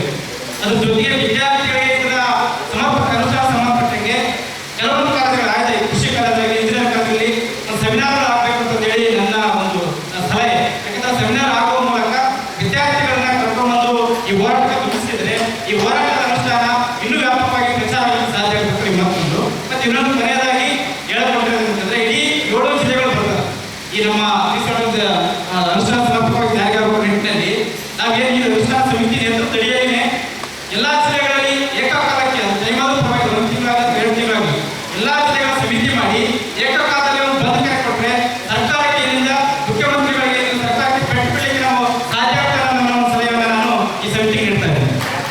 ಸರ್ಕಾರದಲ್ಲಿ ಅಪೋಸಿಷನ್ ಲೀಡರ್ ಆಗಿರ್ತಕ್ಕಂಥ ಮೇಲ್ಮನೆ ಖರ್ಗೆಯವರು ಈ ರಾಜ್ಯ ಸರ್ಕಾರ ಮೊನ್ನೆ ಏನಪ್ಪ ಅಂದ್ರೆ ಒಂದು ಚಾಟಿ ಹೇಳಿಕೊಟ್ರು. ಈ ಇಲ್ಲ ಬಾಯಿ ಕಾಂಗ್ರೆಸ್ ಬಂದಿರೋದು ಎಲ್ಲ ಆರ್ಟಿಕಲ್ 371 ನಿಮ್ಮವರು ಹಾಕ್ಕೊಂಡಿದ್ದಾರೆ. ಸ್ವಲ್ಪ ಇದ್ರ ಕಡೆ ಗಮನ ಕೊಡ್ರಿ ಅಂದಾಗ ಪ್ರಿಯಾಂಕಾ ಖರ್ಗೆ ಅವರು ಮೀಟಿಂಗ್ ಮಾಡಿದ್ರು. ಇಲ್ಲಿ IAS ಮತ್ತು IPS ಅಧಿಕಾರಿಗಳು ಅವನ್ನ ನಿರ್ಲಕ್ಷ್ಯ ಮಾಡ್ತಾರೆ. ಅದ್ರ ಜೊತೆಯಲ್ಲಿ ಪಕ್ಕದ ಜಿಲ್ಲೆಯವರು SK ಪಾಟೀಲ್ ಮೊದಲೇ ಇರೋದು ನಮಗೆ, ಹೌದಾ? ಹಂಗಾಗಿ ನಾವು ಮಾಡ್ತಕ್ಕಂಥ ಹೋರಾಟ ತೀಕ್ಷ್ಣ ಆಗಿರ್ಬೇಕು. ಇಲ್ಲಿ ವಿದ್ಯಾರ್ಥಿಗಳು ಆಯಾ ಕಾಲೇಜುಗಳಲ್ಲಿ ಅವರಿಗೆ ತಿಳುವಳಿಕೆ ತಿಳಿಸ್ತಕ್ಕಂಥ ಒಂದು ಕಾರ್ಯಕ್ರಮ ಮಾಡಿ ಎಲ್ಲ ರಾಜಕಾರಣಿಗಳಿಗೂ ಸಹಿತ ಇದು ಇಚ್ಛಾಶಕ್ತಿ ಕೊರತೆ ಇಲ್ಲಿ ಐತೆ. ಅಲ್ಲೆಲ್ಲರೂ ನಮ್ಮ ಗಂಗಾವತಿಯಲ್ಲಿ ಎಲ್ಲರೂ ಭಾಗವಹಿಸ್ತಾರೆ. ಯಾಕಂದ್ರೆ ಎಲ್ಲ ಹಿರಿಯರಲ್ಲಿ ಭಾಗವಹಿಸ್ತಕ್ಕಂಥದ್ದು ಹೋರಾಟ ಮಾಡಿದ್ರು ಬಹಳಷ್ಟು ಜನ ಇದ್ದಾರೆ. ಆ ನಿಟ್ಟಿನಲ್ಲಿ ಇದು ಬರೀ ನೀವು ಜಂಡ ಹಿಡ್ಕೊಂಡು ಅಡ್ಡಾಡಿ ಧಿಕ್ಕಾರ ಕೆಲಸ ಆಗಲ್ಲ. ಬಂದ್ ಮಾಡೋಣ, ಏನಪ್ಪ ಅಂದ್ರೆ ಸರ್ಕಾರಕ್ಕೆ ಒಂದು ಚಾಟಿ ಹೇಳಿ ಕೊಡ್ಬೇಕು. ಗಂಗಾವತಿ ಬಂದಾಗಿರ್ಬೇಕು. ಹಂಗೆ ಮಾಡ್ಬೇಕು. ಸುಮ್ಮನೆ ನಾಮಕಾವಸ್ಥೆ ಬೇಡ, ಯಾರಿಗೂ ತೊಂದರೆ ಕೊಡೋದು ಬೇಡ. ಬಟ್ ಬಂದಾದಾಗ ನಮ್ಮ ಉದ್ದೇಶಗಳನ್ನು ಕುರಿತು ಏನು ವಿಚಾರಗಳನ್ನಲ್ಲ ಎಲ್ಲರಿಗೂ ಒಂದು ಅವಕಾಶ ಮಾಡಿ ಇದಕ್ಕೆ ಎಲ್ಲ ಸಮಾಜಗಳು, ಎಲ್ಲ ಸಂಘಟನೆಗಳು ಎಲ್ಲರ ಇಚ್ಛಾಶಕ್ತಿಯಿಂದ ಇಚ್ಛೆಯಿಂದ ಪಾಲ್ಗೊಳ್ತಕ್ಕಂಥ ಕೆಲಸಕ್ಕೆ ಸಂಘಟನೆಗಳು ಮುಂದಾಗಬೇಕಂತಕ್ಕಂಥ ಒತ್ತಾಯ ಮಾಡೋದು. ಇದು ಸಮರ್ಪಕವಾಗಿ ಇಂಪ್ಲಿಮೆಂಟ್ ಆಗ್ತಾ ಇಲ್ಲ. ಈ ನಿಟ್ಟಿನಲ್ಲಿ ಇವತ್ತು ನಮ್ಮ ನಾಯಕರಾದ ಅನಂತಪ್ಪ ನಾಯಕರು ಹೇಳಿದಂಗೆ ಇವತ್ತು ಮೂಲ ಕಾರಣ ಮಲ್ಲಿಕಾರ್ಜುನ ಖರ್ಗೆ ಅವರು. ಇವತ್ತು ಮಲ್ಲಿಕಾರ್ಜುನ ಖರ್ಗೆ ಅವರು ಬೆಂಗಳೂರಿನಲ್ಲಿ ಇದ್ದಾಗ ಇವತ್ತು ಬೃಹತ್ ಮಟ್ಟದಲ್ಲಿ ನಾವು ಇವತ್ತು ಗಂಗಾವತಿನಲ್ಲಿ 24ನೇ ತಾರೀಕಿಗೆ ಗಂಗಾವತಿ ಬಂಧನೇ ಕರಿಬೇಕಂತ ಈ ಸಂದರ್ಭದಲ್ಲಿ ನಾನು ಒತ್ತಾಯ ಮಾಡ್ತೀನಿ.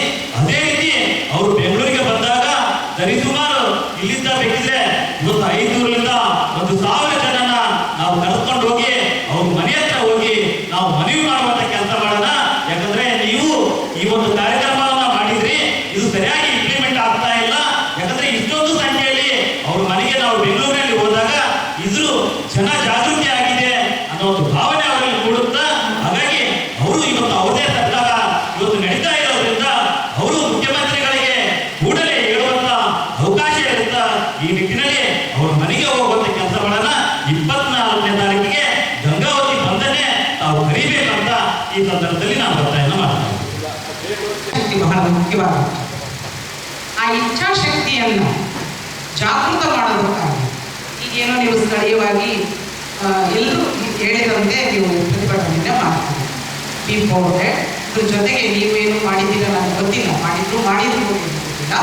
ಕಲ್ಯಾಣ ಕರ್ನಾಟಕದ ಒಂದು ಪೇಜ್ನ ಓಪನ್ ಮಾಡಿ ಇದಕ್ಕೆ ಸಂಬಂಧಪಟ್ಟಂತೆ ನೀವು ಈ ಪ್ರತಿಭಟನೆಯನ್ನ ಡಿಜಿಟಲ್ ಪ್ರತಿಭಟನೆಯನ್ನು ಕೂಡ ಪ್ರಾರಂಭ ಮಾಡಿ #CJA, #PM,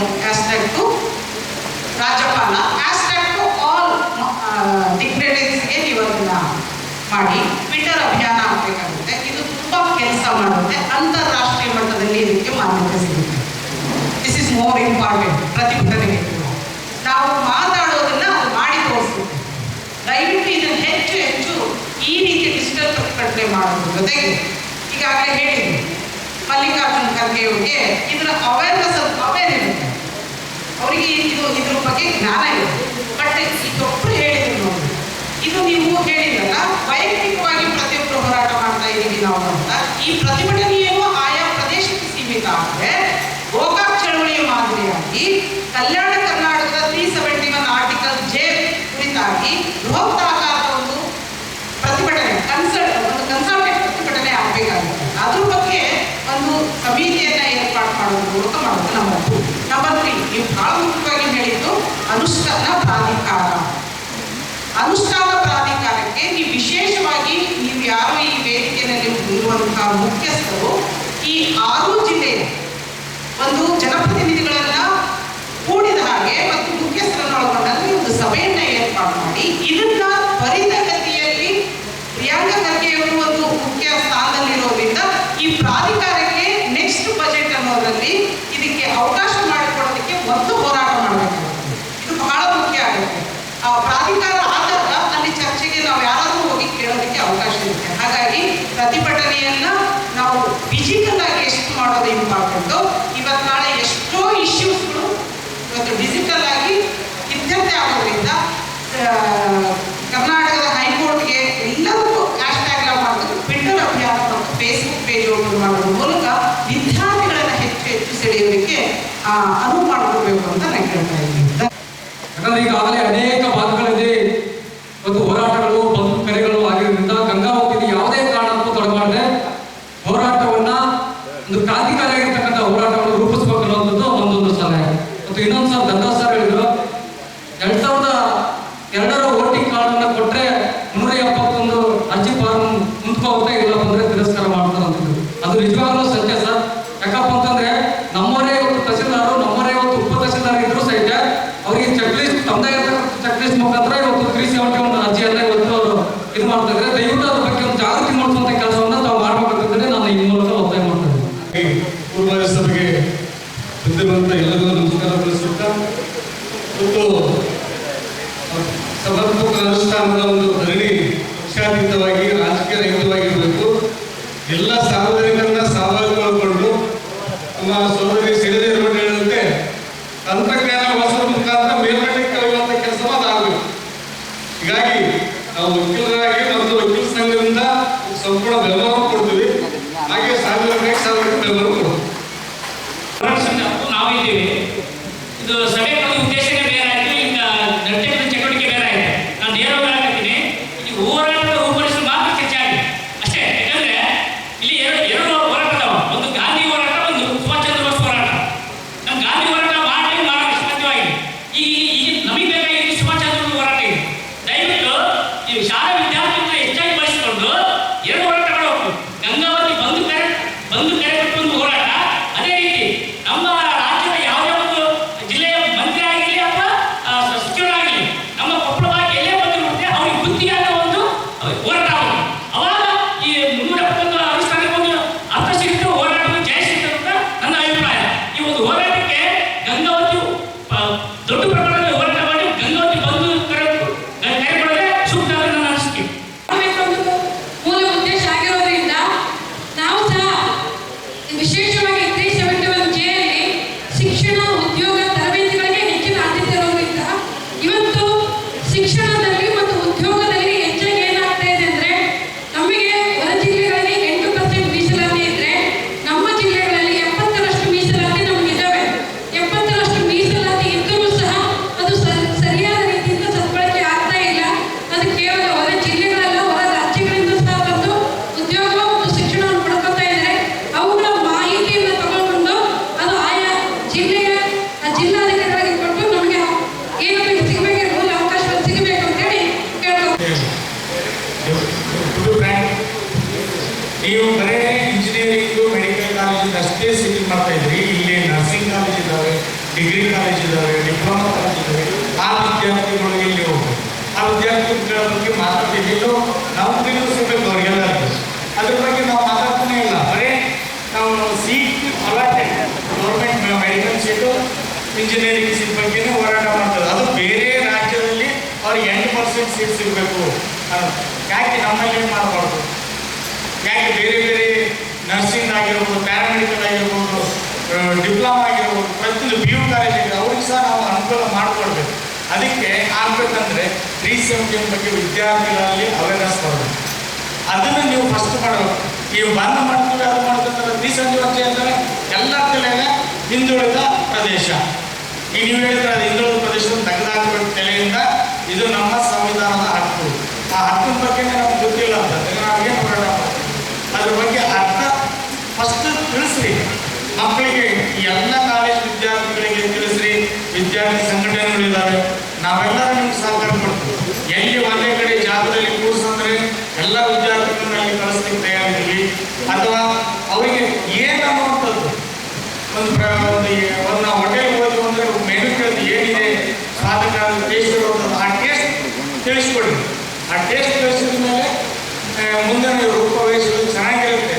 ಉಳಿದಿದ್ದು ನೌಕರಿ ಬಗ್ಗೆ ನಾವು ಹಿಂದುಳಿದ ಈ ಕೋಟಾದಲ್ಲಿ ಎಷ್ಟಿದೆ, ಆಮೇಲೆ ಆ ಫಂಡ್ ಏನು ಬಂದು ಒಳಗೆ ಹೋಗ್ತಾ ಇದೆ, ಆ ಫಂಡ್ಗೆ ನಾವು ಯಾವ ರೀತಿ ನಾವು ಯುಟಿಲೈಸ್ ಮಾಡಬೇಕು. ಖಾಸಗಿ ರಂಗದಲ್ಲಿ ಸಹ ಯೂಸ್ ಮಾಡ್ಬೋದಾ ಅಥವಾ ಬರೀ ಗೌರ್ಮೆಂಟ್ ಏಡೆಡ್ ಸ್ಕೂಲ್ ಯೂಸ್ ಮಾಡ್ಬೋದಾ ಅಥವಾ ಕಾಲೇಜ್ ಯೂಸ್ ಮಾಡ್ಬೋದು, ಅದನ್ನು ಸಹ ಕ್ಲಾರಿಟಿ ಅನ್ನುವಂಥದ್ರ ಬಗ್ಗೆ ಸ್ವಲ್ಪ ಸವಿಸ್ತಾರವಾಗಿ ಇದ್ರ ಬಗ್ಗೆ ಡಿಸ್ಕಷನ್ ಮಾಡ್ತಾರೆ ಅನ್ನೋದು ನನ್ನ ಮಾತು. ಯಾವುದಾದ್ರು ಸಿಗ್ತಾ ಇಲ್ಲ ಟೆಕ್ನಿಕಲ್ ಕೋರ್ಸ್ಗಳಲ್ಲಿ. ಉದಾಹರಣೆಗೆ MBBS MD ಹೋದರೆ ಅಥವಾ MS ಹೋದರೆ ಸೀಟ್ ಸಿಗಲ್ಲ ಅಂತೀವಿ.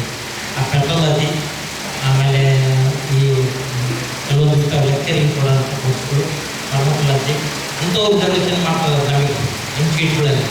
ಅಂದರೆ ಎಷ್ಟರ ಮಟ್ಟಿಗೆ ಕೇಳುವಾಗಿ ಆಗ್ತದೆ ಅಂದರೆ ಆ ಕೋರ್ಸಿಗೆ ನಾವು ಯಾರು ಹೋಗಲ್ಲ. ಬಿ ಡಿ ಪೆಥಾಲಜಿ ಅಂತ ಬ್ಲಡ್ ಚೆಕ್ ಮಾಡ್ತಾರೆ, ಆ ಕೋರ್ಸ್ ಕೊಡ್ತಾರೆ. MBBS ಮಾಡಿ ಅದಕ್ಕೆ ಹೋಗಕ್ಕೆ ಭಾಳ ಜನ ತಯಾರಿರೋದಿಲ್ಲ. ನಾರ್ಮಲ್ ಕ್ಲಾಸಿಂದ ಪಾಠ ಹೇಳೋದು, ಪಾಠ ಹೇಳೋಕೆ ಯಾರೂ ರೆಡಿ ಇಲ್ಲ.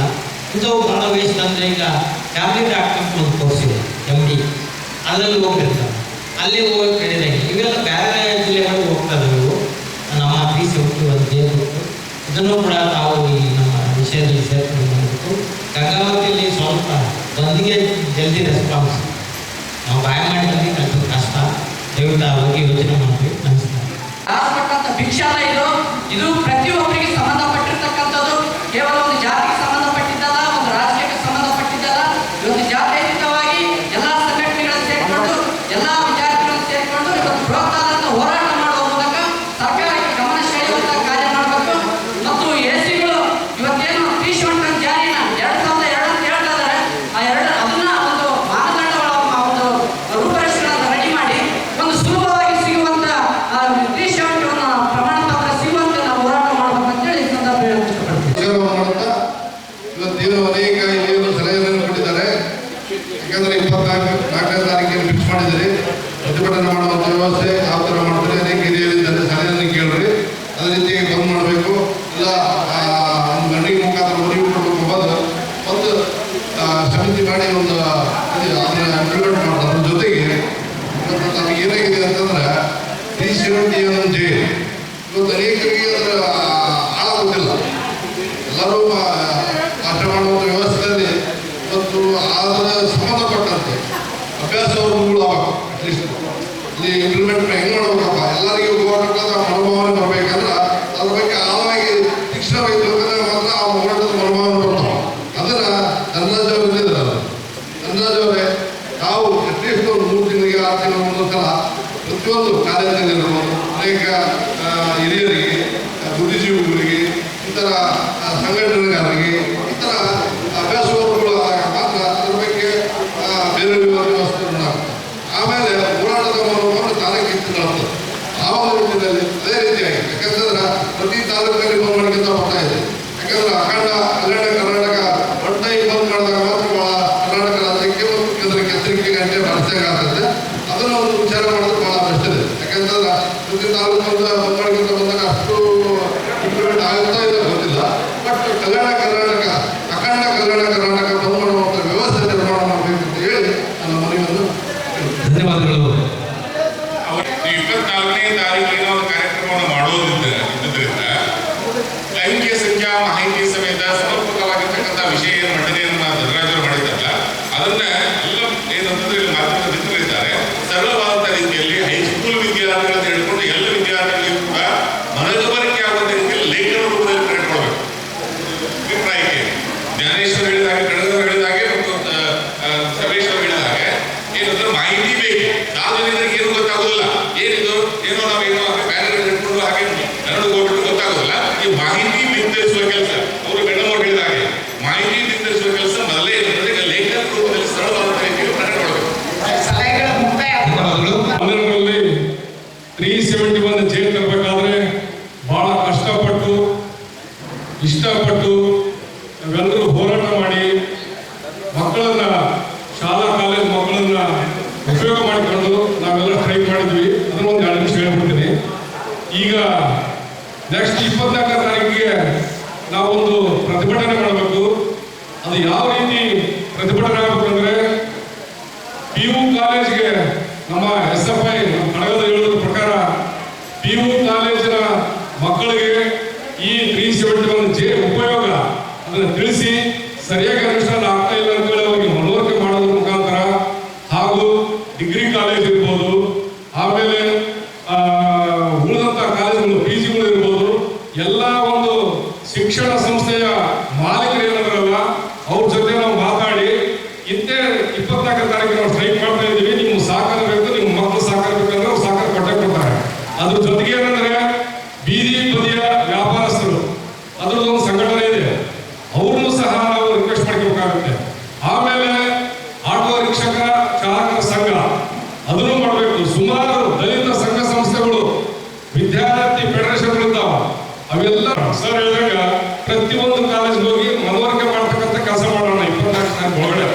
ನಮ್ಮಲ್ಲಿ ಯಾರು ಆಸಕ್ತಿ ಇರ್ತಾರೋ ಅವರೆಲ್ಲ ಕರ್ಕೊಂಡು ಕೆಲಸ ಮಾಡೋಣ. ಎರಡನೇದು ಅಲ್ಲಿವರೆಗೂ ಎಲ್ಲ ಶಾಲಾ ಕಾಲೇಜುಗಳಿಗೆ ಹೋಗಿ ಜಾಗೃತಿಯನ್ನು ಮೂಡಿಸ್ತೀವಿ. ನಂತರ ಉಳಿದ ಪ್ರತಿಭಟನೆ ಅದನ್ನು ಎಲ್ಲರೂ ತೀರ್ಮಾನಗಳನ್ನು ತಿಳಿಸೋಣ. ಯಾಕಂದ್ರೆ ಸಮಯ ತುಂಬ ಆಯಿತು. ಎಲ್ಲ ನಾವು ಕೆಳಗಿದ್ದವ್ರಿಗೆ ಭಾಳ ಮ್ಯಾಲೆ ಹೋಗ್ತಾ ಇದ್ದಾರೆ, ನೀವು ಹಿಂಗೆ ಕೂತ್ರೆ ಅಂತಾರೆ ಯಾರು ಕೇಳೋದು ಅಂತಂದ್ರು. ಅದು ಖರ್ಗೆ ಸಾಹೇಬರು ಈಗ 14ರಲ್ಲಿ ಇದ್ರು, ಯಾರು ನಮ್ಮ ಎಚ್ ಕೆ ಪಾಟೀಲ್ ಇದ್ರು. ಇವತ್ತಿನ ಉಪಸಮಿತಿ ಅಧ್ಯಕ್ಷರು ಅಂತಂದ್ರೆ ಸನ್ಮಾನ್ಯ ಪ್ರಿಯಾಂಕಾ ಖರ್ಗೆ ಅವರು, ಜೊತೆಗೆ ಶರಣ್ ಪ್ರಕಾಶ್ ಪಾಟೀಲ್ ಭೇಟಿ ಇದ್ವಿ, ಜೊತೆಗೆ ಇವರು ನಮ್ಮ ಈಶ್ವರ್ ಖಂಡ್ರೆ ಅಂದ್ರೆ ಈ 7 ಜಿಲ್ಲೆಯ ಪ್ರಮುಖರು ಸಚಿವರು ಭೇಟಿಯಾಗಿ ನಾನು ಹೇಳಿದೆ, ಅಲ್ರಿ ನೀವು ಹಿಂಗೆ ಹೇಳ್ಕೊಂಡ್ರಿ ನಮ್ಮ ಭಾಗದವ್ರಿಗೆ ಪ್ರಮೋಷನ್ ಸಿಗ್ತಾ ಇಲ್ಲ, 371 ಬರೀ ಹೆಸರಿಗೆ ಆಯ್ತದು, ಅದು ಸಮರ್ಪಕವಾಗಿ ಅನುಷ್ಠಾನ ಆಗ್ತಾ ಇಲ್ಲ ಅಂದಾಗ 3-4 ಸಲ ಹೋದೆ. ಅವರು ಸಹಿತ ಭಾಳ ಪ್ರಯತ್ನ ಮಾಡಿ ಮೀಟಿಂಗ್ನು ಕರೆದ್ರು, ಸಬ್ ಕಮಿಟಿದು ಕರೆದು ಏನು ಮಾಡಿದ್ರು, ಜೊತೆಗೆ ಇಲ್ಲ ಅದನ್ನ DPR ಕಳಿಸಿ ರೆಡಿ ಮಾಡಿದ್ರು ಪ್ರಮೋಷನ್ ವಿಷಯಕ್ಕೆ. ಅವಾಗ ಆಯ್ತು ಪ್ರಮೋಷನ್ ಬಂದ್ಬಿಡ್ತು. ಅಂದ್ರೆ ಪ್ರಮೋಷನ್ ವಿಷಯ DPR ಸೆಕ್ಷನ್ಗೆ ಬಂದು ಕುಂತು ಮತ್ತೊಬ್ಬರು ಬೇರೆ ಅದರ್ ದ್ಯಾನ್ ನಮ್ಮ 7 ಜಿಲ್ಲೆ ಬಿಟ್ಟು ಬೇರೆ ಮಿನಿಸ್ಟರ್ ಫೋನ್ ಮಾಡಿ ಅದನ್ನ ಅನುಷ್ಠಾನ ಮಾಡಿಬಿಡ್ರಿ ಇಟ್ಬಿಡ್ರಿ ಅಂದ್ರು.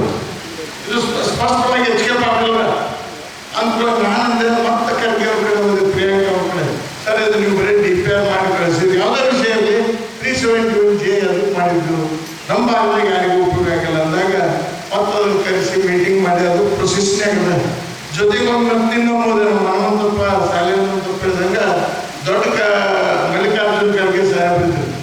ನಾನು ಶರಣ್ ಪ್ರಕಾಶ್ ಪಾಟೀಲ್ ಅಂತ ಕೂತಿದ್ದೆ, ನನ್ನ ಬೇರೆ ಕೆಲಸ ಇಲ್ಲ, ಇದನ್ನ ಕೇಳಾಕ ಕೂತಿದ್ದೆ. ನಮ್ಮ ಭಾಗದವ್ರಿಗೆ ಏನು ಸಿಗ್ತಾ ಇಲ್ಲ ಅಂದಾಗ ನಾನು ಮನಸ್ಸನ್ನಿಂದ ಮಾಡಿ ನಮ್ಮ ಇವ್ರಿಗೆ ರಜಾ ಪ್ರಸಾದವ್ರಿಗೆ ನಾವು ಫೋನ್ ಮಾಡಿದ್ದೆ, ಯಾಕಂದ್ರೆ ಅವಾಗ ಅವ್ರು ಹೋರಾಟ ಭಾವ ಮಾಡಿದ್ರು.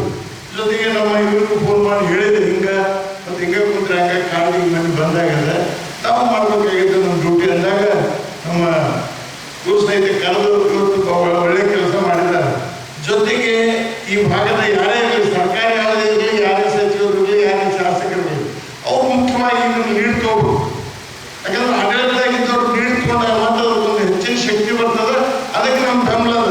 ನಾವು ಯಾವುದೋ ರಾಜಕೀಯ ಮಾತಾಡ್ತಾ ಇಲ್ಲ, ಯಾವುದೇ ಜಾತಿ ಇಲ್ಲ, ಎಲ್ಲರೂ ಕುಳ್ಕೊಂಡು 371J ಸಮರ್ಪಕವಾಗಿ ಅನುಷ್ಠಾನ ಆದ್ರೆ ನಮ್ಮ 7 ಜಿಲ್ಲೆಯ ಮಕ್ಕಳಿಗೆ, ವಿದ್ಯಾರ್ಥಿಗಳಿಗೆ, ಪ್ರಮೋಷನ್ ಉದ್ಯೋಗದಲ್ಲಿರೋರಿಗೆ ಒಂದು ದೊಡ್ಡ ಅನುಕೂಲ ಆಗ್ತದೆ. ಆದ ಕಾರಣ ದಯವಿಟ್ಟು ಈಗ ನಮ್ಮ ಮಾಜಿ ಸಂಸದ ಶಿವರಾಮ್ ಇದ್ದಾರೆ, ಜೊತೆಗೆ ಸ್ವಲ್ಪ ಮಟ್ಟಿಗೆ ಇದ್ರು ನಾವು ಬರ್ತೀವಿ, ನೀವು ಎಲ್ಲಿ ಕರೆದ್ರು ನಾವು ಬರ್ತೀವಿ. ಇದರಲ್ಲಿ ಯಾವುದೇ ರಾಜಕೀಯ ಇಲ್ಲ, ಯಾವುದೇ ಜಾತಿ ಇಲ್ಲ, ಯಾವುದೇ ಇಲ್ಲ. ಅದು ಮುಖ್ಯವಾಗಿ 7 ಜಿಲ್ಲೆ ನಮ್ಮೇನು ಕಲ್ಯಾಣ ಕರ್ನಾಟಕ ಭಾಗ ಅಂತ ಹೇಳ್ತೀವಿ, 7 ಜಿಲ್ಲೆಯ ಸಚಿವರು, ಶಾಸಕರು ಹೆಚ್ಚಿನ ಸಂಖ್ಯೆಯಲ್ಲಿ ಮತ್ತು ಭಾಗವಹಿಸಬೇಕು. ಆದ ಕಾರಣ ಈಗ ನಮ್ಮ ಇವರು ಹೇಳಿದಾಗೆ ನೀವು ಡೇಟ್ 24 ಮಾಡ್ತಾರೆ, 26 ಮಾಡ್ತಾರೆ ಮಾಡಿ, ಯಾಕಂದ್ರೆ 15ರಿಂದ 24 ತನಕ ಅಸೆಂಬ್ಲಿ ಚಾಲು ಅದ. ನಮ್ಮ ಸಚಿವರು, ಜಿಲ್ಲಾ ಉಸ್ತುವಾರಿ ಸಚಿವರು ಇರಬೇಕು, ಎಲ್ಲ ಶಾಸಕರು ಇರಬೇಕು. ಟೋಟಲಿ ಎಲ್ಲರಿದ್ದಾಗ ಒಂದು ವಿಶೇಷವಾದಂಥ ಶಕ್ತಿ ಬರ್ತದೆ. ಮತ್ತು ಯಾರು ಆಡಳಿತದಲ್ಲಿ ಇರ್ತಾರಲ್ಲ ಅವ್ರು ಹೆಚ್ಚಿನ ಒಂದು ಶಕ್ತಿ ಏನು ವಿಶೇಷವಾಗಿ ಕ್ರಿಯಾಶೀಲರಾಗಿ ಕಾರ್ಯ ಮಾಡಬೇಕಾದ್ರೆ ಅನ್ನುವಂಥ ಮಾತನ್ನು ಈ ಸಂದರ್ಭದಲ್ಲಿ ಹೇಳೋದ್ರ ಜೊತೆಗೆ ಬಂದ್ ಮಾಡೋದು ಸೂಕ್ತ ಅಂತ ಅನೇಕ ಹಿರಿಯರು ಹೇಳಿದ್ದಾರೆ. ಬಂದ್ ಮಾಡೋದಕ್ಕೊಂದು ಇರ್ತದೆ, ಇರ್ಬೋದು, ಸಮಸ್ಯೆಗಳೆಲ್ಲರಿಗೂ ಇರ್ತಾವೆ. ಬಂದ್ ಮಾಡಿದ್ದು ಕೆಲವು ಸಮಸ್ಯೆ ಮೇಲಿಂದ ಮೇಲೆ ಬಂದ್ ಮಾಡ್ತಾ ಇರ್ತೇವೆ, ಇದು ಸಹಜವಾದದ್ದು. ಆದರೂ ಸಹಿತ ಎಲ್ಲ ಸಂಘಟನೆಯವರು ಭಾಗವಹಿಸಿ ಮನೆ ಕಾಟಿಯನ್ನು ಒಳ್ಳೆ ಬಂದ್ ಮಾಡಿ ಒಂದು ಒಳ್ಳೆ ಪ್ರಕ್ರಿಯೆಯನ್ನು ಕೊಟ್ಟಿದ್ದಾರೆ. ಅದಕ್ಕೆ ನಾನು ಧನರಾಜ್ ಅವರು ಹೇಳೋದು, ಮಾಡಿ ನೀವು ನಿಮ್ಮ ಜೊತೆಗೆ ನಾವು ಇರ್ತೇವೆ. ನಮ್ಮ ಭಾಗಕ್ಕೆ ಅನ್ಯಾಯ ಆದಾಗ ಹೋರಾಟ ಮಾಡಬೇಕಾಗಿದ್ದು ಸಹಿತ ನಮ್ಮೆಲ್ಲರೂ ಒಂದು ಆದ್ಯ ಕರ್ತವ್ಯ. ಆ ದಿಶೆಯಲ್ಲಿ ನಾವೆಲ್ಲರೂ ಒಟ್ಟಾಗಿ ಕಾರ್ಯ ಮಾಡೋಣ ಅನ್ನುವಂಥ ಮಾತನ್ನು ಹೇಳಿ, ಬೇಕಾದ್ರೆ ನೀವು ಹೋಗಿ ಕೇಳಿ, ಪ್ರಿಯಾಂಕಾ ಖರ್ಗೆ ಅವ್ರು ಕೇಳಿ, ನಾವು ಹೋದ್ಕೊಳ್ಳೋ ಕಲ್ಯಾಣ ಕರ್ನಾಟಕ ಬಂದ್ರಪ್ಪ ಅಂತಾರೆ. ಸ್ವಚ್ಛ 10 ಸಲ ಹೋಗಿದ್ದು ನಾನು. ಯಾಕೆ ಹೋಗಿ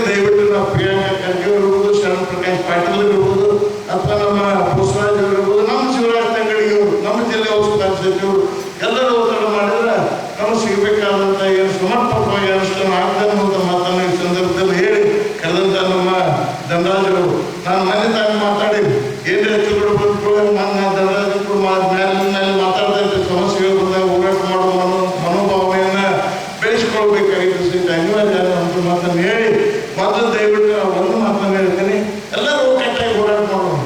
ನೀವು 15 ಮಿನಿಟ್ ಬಿಟ್ಟು 20 ಮಿನಿಟ್ ಮಾತಾಡೋದು ನಾವು ಯಾಕೆ ಮಾತಾಡ್ತಾರೆ ಅನ್ನೋದು ಬಿಟ್ಬಿಡೋಣ. ಎಲ್ಲರೂ ಕೂಡ ಒಗ್ಗಟ್ಟಾಗಿ ಹೋರಾಟ ಮಾಡಿದ್ರು ಜಯ ಸಿದ್ಧ ಅನ್ನುವಂಥ ಮಾತನ್ನು ಹೇಳಿ ಆಗಂತ ಎಲ್ಲರಿಗೂ ವಿಶೇಷವಾದ ಇವತ್ತ ಅದರ ಕೆಚ್ಚಲನ್ನೇ ಕೊಯ್ಯುವಂಥ ಪರಿಸ್ಥಿತಿ ನಿರ್ಮಾಣ ಆಗ್ತಾ ಇದೆ. ಕಲ್ಪವೃಕ್ಷ ಏನು ಅಂದ್ಕೊಂಡಿದ್ದೀವಿ, ಎಳೆನೀರನ್ನು ಕೊಟ್ಟು ನಮ್ಮ ಆರೋಗ್ಯವನ್ನು ಕಾಪಾಡುತ್ತೆ ಅಂದ್ಕೊಂಡಿದ್ವಿ, ಅದು ಇವತ್ತ ಬರೀ ಬರಡು ಮರ ಆಗ್ತದೆ ಅಂತಕ್ಕಂಥದ್ದು ಅನಿಸ್ತಾ ಇದೆ. ಕಾರಣ ಇರುತ್ತೆ 371ಗೆ ಹೋರಾಟ ಮತ್ತು ಅದರ ನಿರಂತರ ಪರಿಶ್ರಮ ವೈದ್ಯನಾಥ್ ಪಾಟೀಲ್ ಆಗಿರ್ಬೋದು, ರಜಾ ಪ್ರಸಾದ್ ಇರ್ಬೋದು, ಧನರಾಜ್ ಇರ್ಬೋದು, ಸಾಕಷ್ಟು ಇಡೀ ನಮ್ಮ ಕಲ್ಯಾಣ ಕರ್ನಾಟಕ ಭಾಗದ 7 ಜಿಲ್ಲೆಗಳ ಪ್ರಮುಖರ ಇಚ್ಛಾಶಕ್ತಿಯಿಂದ ಈ ಒಂದು 371 ಪಡೆಯಲಿಕ್ಕೆ ಸಾಧ್ಯ ಆಯಿತು ಅನ್ನಬೇಕಾಗುತ್ತೆ. ಆದರೆ ಅವತ್ತಿನ ದಿನ ಪ್ರತಿಯೊಂದು ತಾಲೂಕಾ ಕ್ಷೇತ್ರಗಳಲ್ಲಿ ಹೋಗಿ ವೈದ್ಯನಾಥ್ ಪಾಟೀಲರು ಇದು ಎದಕ್ಕೆ ಬೇಕು, ಯಾವ ಕಾರಣಕ್ಕಾಗಿ ಬೇಕಾಗಿತ್ತು ಅಂತಕ್ಕಂಥದ್ದನ್ನ ಪ್ರತಿಯೊಂದು ಶಾಲೆ ಕಾಲೇಜುಗಳಲ್ಲಿ ಕೂಡ ಅದರ ಬಗ್ಗೆ ತಿಳುವಳಿಕೆಯನ್ನು ಕೊಟ್ಟು ಅಂದಿನ ದಿನ ಬಹಳ ಬೃಹತ್ ಪ್ರತಿಭಟನೆ ಮತ್ತು ಹೋರಾಟಗಳನ್ನು ಮಾಡಿಕೊಳ್ತಾರೆ. ಯಾವುದೋ ಒಂದು ರೀತಿಯಿಂದ ಯಾಕೆ ಅಂತ ಹೇಳ್ತಿದ್ದೀನಿ ಅಂದರೆ, ಯಾವುದೋ ಒಂದು ರೀತಿಯಿಂದ ಅನ್ಬೇಕಾದ್ರೆ ಇದರ ಹಿಂದೆ ಕೇವಲ ನೆಪಕ್ಕೆ ಮಾತ್ರ 371 ಪಾರ್ಲಿಮೆಂಟಿನಲ್ಲಿ ಅಜೆಂಡಾ ಇರದೆ ಸಬ್ಜೆಕ್ಟನ್ನು ತಂದಿಟ್ಟಿರ್ತಕ್ಕಂಥ ಖರ್ಗೆ ಅವರೇ, ನಾನು ಇನ್ನೊಂದು ಹೇಳಲಿಕ್ಕೆ ಇಷ್ಟಪಡ್ತಾ ಇದ್ದೇನೆ, ಅದಕ್ಕೆ ಯಾವುದೇ ಟೈಮ್ ನಿಗದಿಲ್ಲ, ಯಾವುದೇ ಚರ್ಚೆಗೆ ಅವಕಾಶ ಇರದೇ ಇರತಕ್ಕಂಥದ್ದು 371 ತಿದ್ದುಪಡಿ ತಂದಿದ್ದೇವೆ. ಅದು ತಂದಿಟ್ಟ ನಂತರ ಅದಕ್ಕೆ ಇವತ್ತಿನ ವಿಷಯನೇ ಬರ್ತಾ ಇದ್ರೆ ಮತ್ತೆ ಎಷ್ಟು ಈ ವರ್ಷಗಳ ಮೇಲೆ ಬರುತ್ತೋ ಅಂತಕ್ಕಂಥ ಚಿಂತನೆಯಲ್ಲಿ ನಾನು ಅವತ್ತಿನ ಅನಂತಕುಮಾರ್ ಅವ್ರನ್ನ, ಸುಷ್ಮಾ ಸ್ವರಾಜ್ ಅವ್ರನ್ನ, ಈ ರೀತಿ ನಮ್ಮ ಕಡೆ ಒಂದು ಭಾಗದ ಬಿಲ್ ಬಂದಿದೆ, ಅದಕ್ಕೆ ಸಮಯಾವಕಾಶವೇ ಇಲ್ಲ, ತಾವು ಏನಾದರೂ ಮಾಡಿ ಈ ವಿಷಯವನ್ನು ಇವತ್ತಿನ ಮಂಡಿಸಿದರೆ ಇದು ಈಸಿಯಾಗಿ ಪಾಸ್ ಆಗುತ್ತೆ ಅಂತಕ್ಕಂಥ ಮಾತು ಹೇಳಿದಾಗ ಅಂದಿನ ಪಾರ್ಲಿಮೆಂಟರಿ ಅಫೇರ್ಸ್ ಮಿನಿಸ್ಟರು ಅವತ್ತಿನ ಹೌಸ್ನಲ್ಲಿ ಇರಲಿಲ್ಲ. ಆದರೂ ಸುಷ್ಮಾ ಸ್ವರಾಜ್ ಅವರು ಮಾತಾಡಿದ್ರು ಅವ್ರ ಜೊತೆಗೆ, ಈ ರೀತಿ ಒಂದು ವಿಷಯವನ್ನು ತಂದಿದ್ರೆ ಸಮಯಾವಕಾಶನೇ ಇಲ್ಲ, ಚರ್ಚೆಗೂ ಇಲ್ಲ, ಮತ್ತು ಅದಕ್ಕೆ ಯಾವ ರೀತಿಯ ಸಬ್ಜೆಕ್ಟನ್ನು ನೀವು ತಗೊಳ್ತೀರಿ ಅಂತಕ್ಕಂಥದ್ದನ್ನ ಹೇಳಿಯೇ ಇಲ್ಲ, ಏನಿಲ್ಲ ಅಂತಂದಾಗ ಖರ್ಗೆ ಅವ್ರನ್ನ ಕಂಡ್ರೆ ನಾನು ಮಾಡಬೇಕಾಗಿದ್ದ ಕೆಲಸವನ್ನು ಮಾಡಿದ್ದೀನಿ, ಉಳಿದಿದ್ದು ನೀವು ಅಂತಕ್ಕಂಥ ಮಾತಾಡಿದರು. ಅವಾಗ ಸುಷ್ಮಾ ಸ್ವರಾಜ್ ಅವರು ಸ್ಪೀಕರ್ ಜೊತೆ ಮಾತಾಡಿದರು ಮತ್ತು ಪಾರ್ಲಿಮೆಂಟ್ ಅಫೇರ್ಸ್ ಮಿನಿಸ್ಟರ್ಗಳು ಮಾತಾಡಿದರು. ಯಾವುದೋ ಒಂದು ಬಿಲ್ ಅಕಸ್ಮಾತಾಗಿ ತಡೆ ಹಿಡಿದ್ರೆ ಗಲಾಟೆಯಾಗಿ ಅಡ್ಜೋನ್ ಆದರೆ ಆ ಸಂದರ್ಭದಲ್ಲಿ ನಿಮ್ಮ ಈ ಬಿಲ್ಲನ್ನು ತೆಗೆದುಕೊಳ್ರಿ ಅಂತಕ್ಕಂಥ ಮಾತನ್ನು ಹೇಳಿ ಅವತ್ತಿನ ದಿನ ಮಧ್ಯಾಹ್ನದ ನಂತರ 371 ಒಂದು ಬ್ಯಾಂಕಿಂಗ್ ಬಿಲ್ನಲ್ಲಿ ವ್ಯತ್ಯಾಸ ಆಗಿ ನಿಂತು ಹೋದಾಗ ಆ ಸಮಯವನ್ನು ನಾವು ಪಡೆದುಕೊಂಡು ಆ ಸಮಯದಲ್ಲಿ 371 ತರದಿದ್ರೆ ಇವತ್ತಿನವರೆಗೂ ಕೂಡ 371 ನಮಗೆ ದಕ್ತಾ ಇರಲಿಲ್ಲ ಅನ್ನೋ ಮಾತು ಹೇಳಬೇಕಾಗುತ್ತೆ. ಯಾಕಂದ್ರೆ ಇದರಲ್ಲಿ ಪರಿಶ್ರಮ ಇದೆ, ಹೋರಾಟ ಇದೆ, ನಮ್ಮೆಲ್ಲರ ಪ್ರಯತ್ನದ ಜೊತೆಗೆ ಆಗಬೇಕಾಗಿರ್ತಕ್ಕಂಥದ್ರ ಬಗ್ಗೆ ನಾವು ಇವತ್ತು ಚಿಂತನೆಯನ್ನು ಮಾಡಬೇಕಾಗಿದೆ. ಆದರೆ ಕೊರತೆ ಏನಾಗಿದೆ ಅಂದರೆ ರಾಜಕೀಯ ಬಣ್ಣ ಬೆಳೀತಾ ಇದ್ದಾರೆ. ಆಯಾ ಭಾಗದ ಮುತುವರ್ಜಿ ವಹಿಸಬೇಕಾಗಿರ್ತಕ್ಕಂಥ ನಮ್ಮಂಥ ಜನಪ್ರತಿನಿಧಿಗಳು ಇವತ್ತು ನಿರ್ಲಕ್ಷ್ಯವನ್ನು ತೋರಿಸ್ತಾ ಇದ್ದಾರೆ ಅಂತ ಹೇಳ್ತಾರೆ. ವೈಶಾಖ್ ಪಾಟೀಲ್ ಇರ್ಬೋದು, ಇವತ್ತು ನಮ್ಮ ರಜಾ ಕುಸ್ತಾದವರು, ನಮ್ಮ ಧನರಾಜ್ ಅವರು ನಿರಂತರವಾಗಿ ಏನು ಅನ್ಯಾಯಗಳು ಎಲ್ಲೆಲ್ಲಿ ಆಗ್ತಾ ಇದೆ ಅನ್ನೋದ್ರ ಬಗ್ಗೆ ಕೂಲಂಕುಷವಾಗಿ ಚರ್ಚೆ ಮಾಡಿ ಇವತ್ತ ನಮ್ಮ ಮುಂದೆ ಇವತ್ತ ಅನುಷ್ಠಾನ ಸಮಿತಿಯಿಂದ ಆಗ್ತಕ್ಕಂಥ ಒಂದು ಅವಘಡಗಳನ್ನು ನಮ್ಮ ಮುಂದೆ ತಂದಿರ್ತಾ ಇದ್ದಾರೆ. ಕಾರಣಗಳು ಯಾಕೆ ಅಂದ್ರೆ ನಮ್ಮಲ್ಲಿರ್ತಕ್ಕಂಥ ಏನು ಅನುಷ್ಠಾನ ಆಗಬೇಕಾಗಿದೆ ಅವುಗಳು ಆಗ್ತಾ ಇಲ್ಲ ಅಂತಕ್ಕಂಥದ್ದು. ನಾವೇನೋ ನಿರೀಕ್ಷೆ ಮಾಡಿದ್ವಿ, ನಮ್ಮ ಮಕ್ಕಳಿಗೆ ಆ ಅವಕಾಶಗಳು ಸಿಗ್ತವೆ, ಶಿಕ್ಷಣದಲ್ಲಿ ಸಿಗ್ತವೆ, ಶೈಕ್ಷಣಿಕವಾಗಿ ನಮ್ಮ ಮಕ್ಕಳು ಬೆಳೀತಾರೆ ಅಂತಕ್ಕಂಥದ್ದು. ಅದೇ ರೀತಿ ಉದ್ಯೋಗದಲ್ಲಿ ಅವಕಾಶಗಳು ಸಿಗ್ತವೆ ಅನ್ಕೊಂಡಿದ್ವಿ.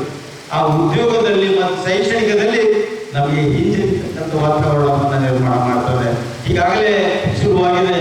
ನಮಗೇನೋ ದೇವರು ಹೊರ ಕೊಟ್ಟರು, ಪೂಜಾರಿ ಹೊರ ಕೊಡೋಲ್ಲ ಅಂತಕ್ಕಂಥ ದೃಷ್ಟಿ ಇಟ್ಕೊಂಡ್ರೆ ಇವತ್ತು ಹಸಿರು ಹೋರಾಟ ಸಮಿತಿಯವರು ಇವತ್ತಿನ ದಿನ ನಮ್ಮ ವಿರುದ್ಧನೇ ಒಂದು ಬಂಡು ಇರತಕ್ಕಂಥ ವಾತಾವರಣ ನಿರ್ಮಾಣ ಆಗ್ತಾ ಇದೆ.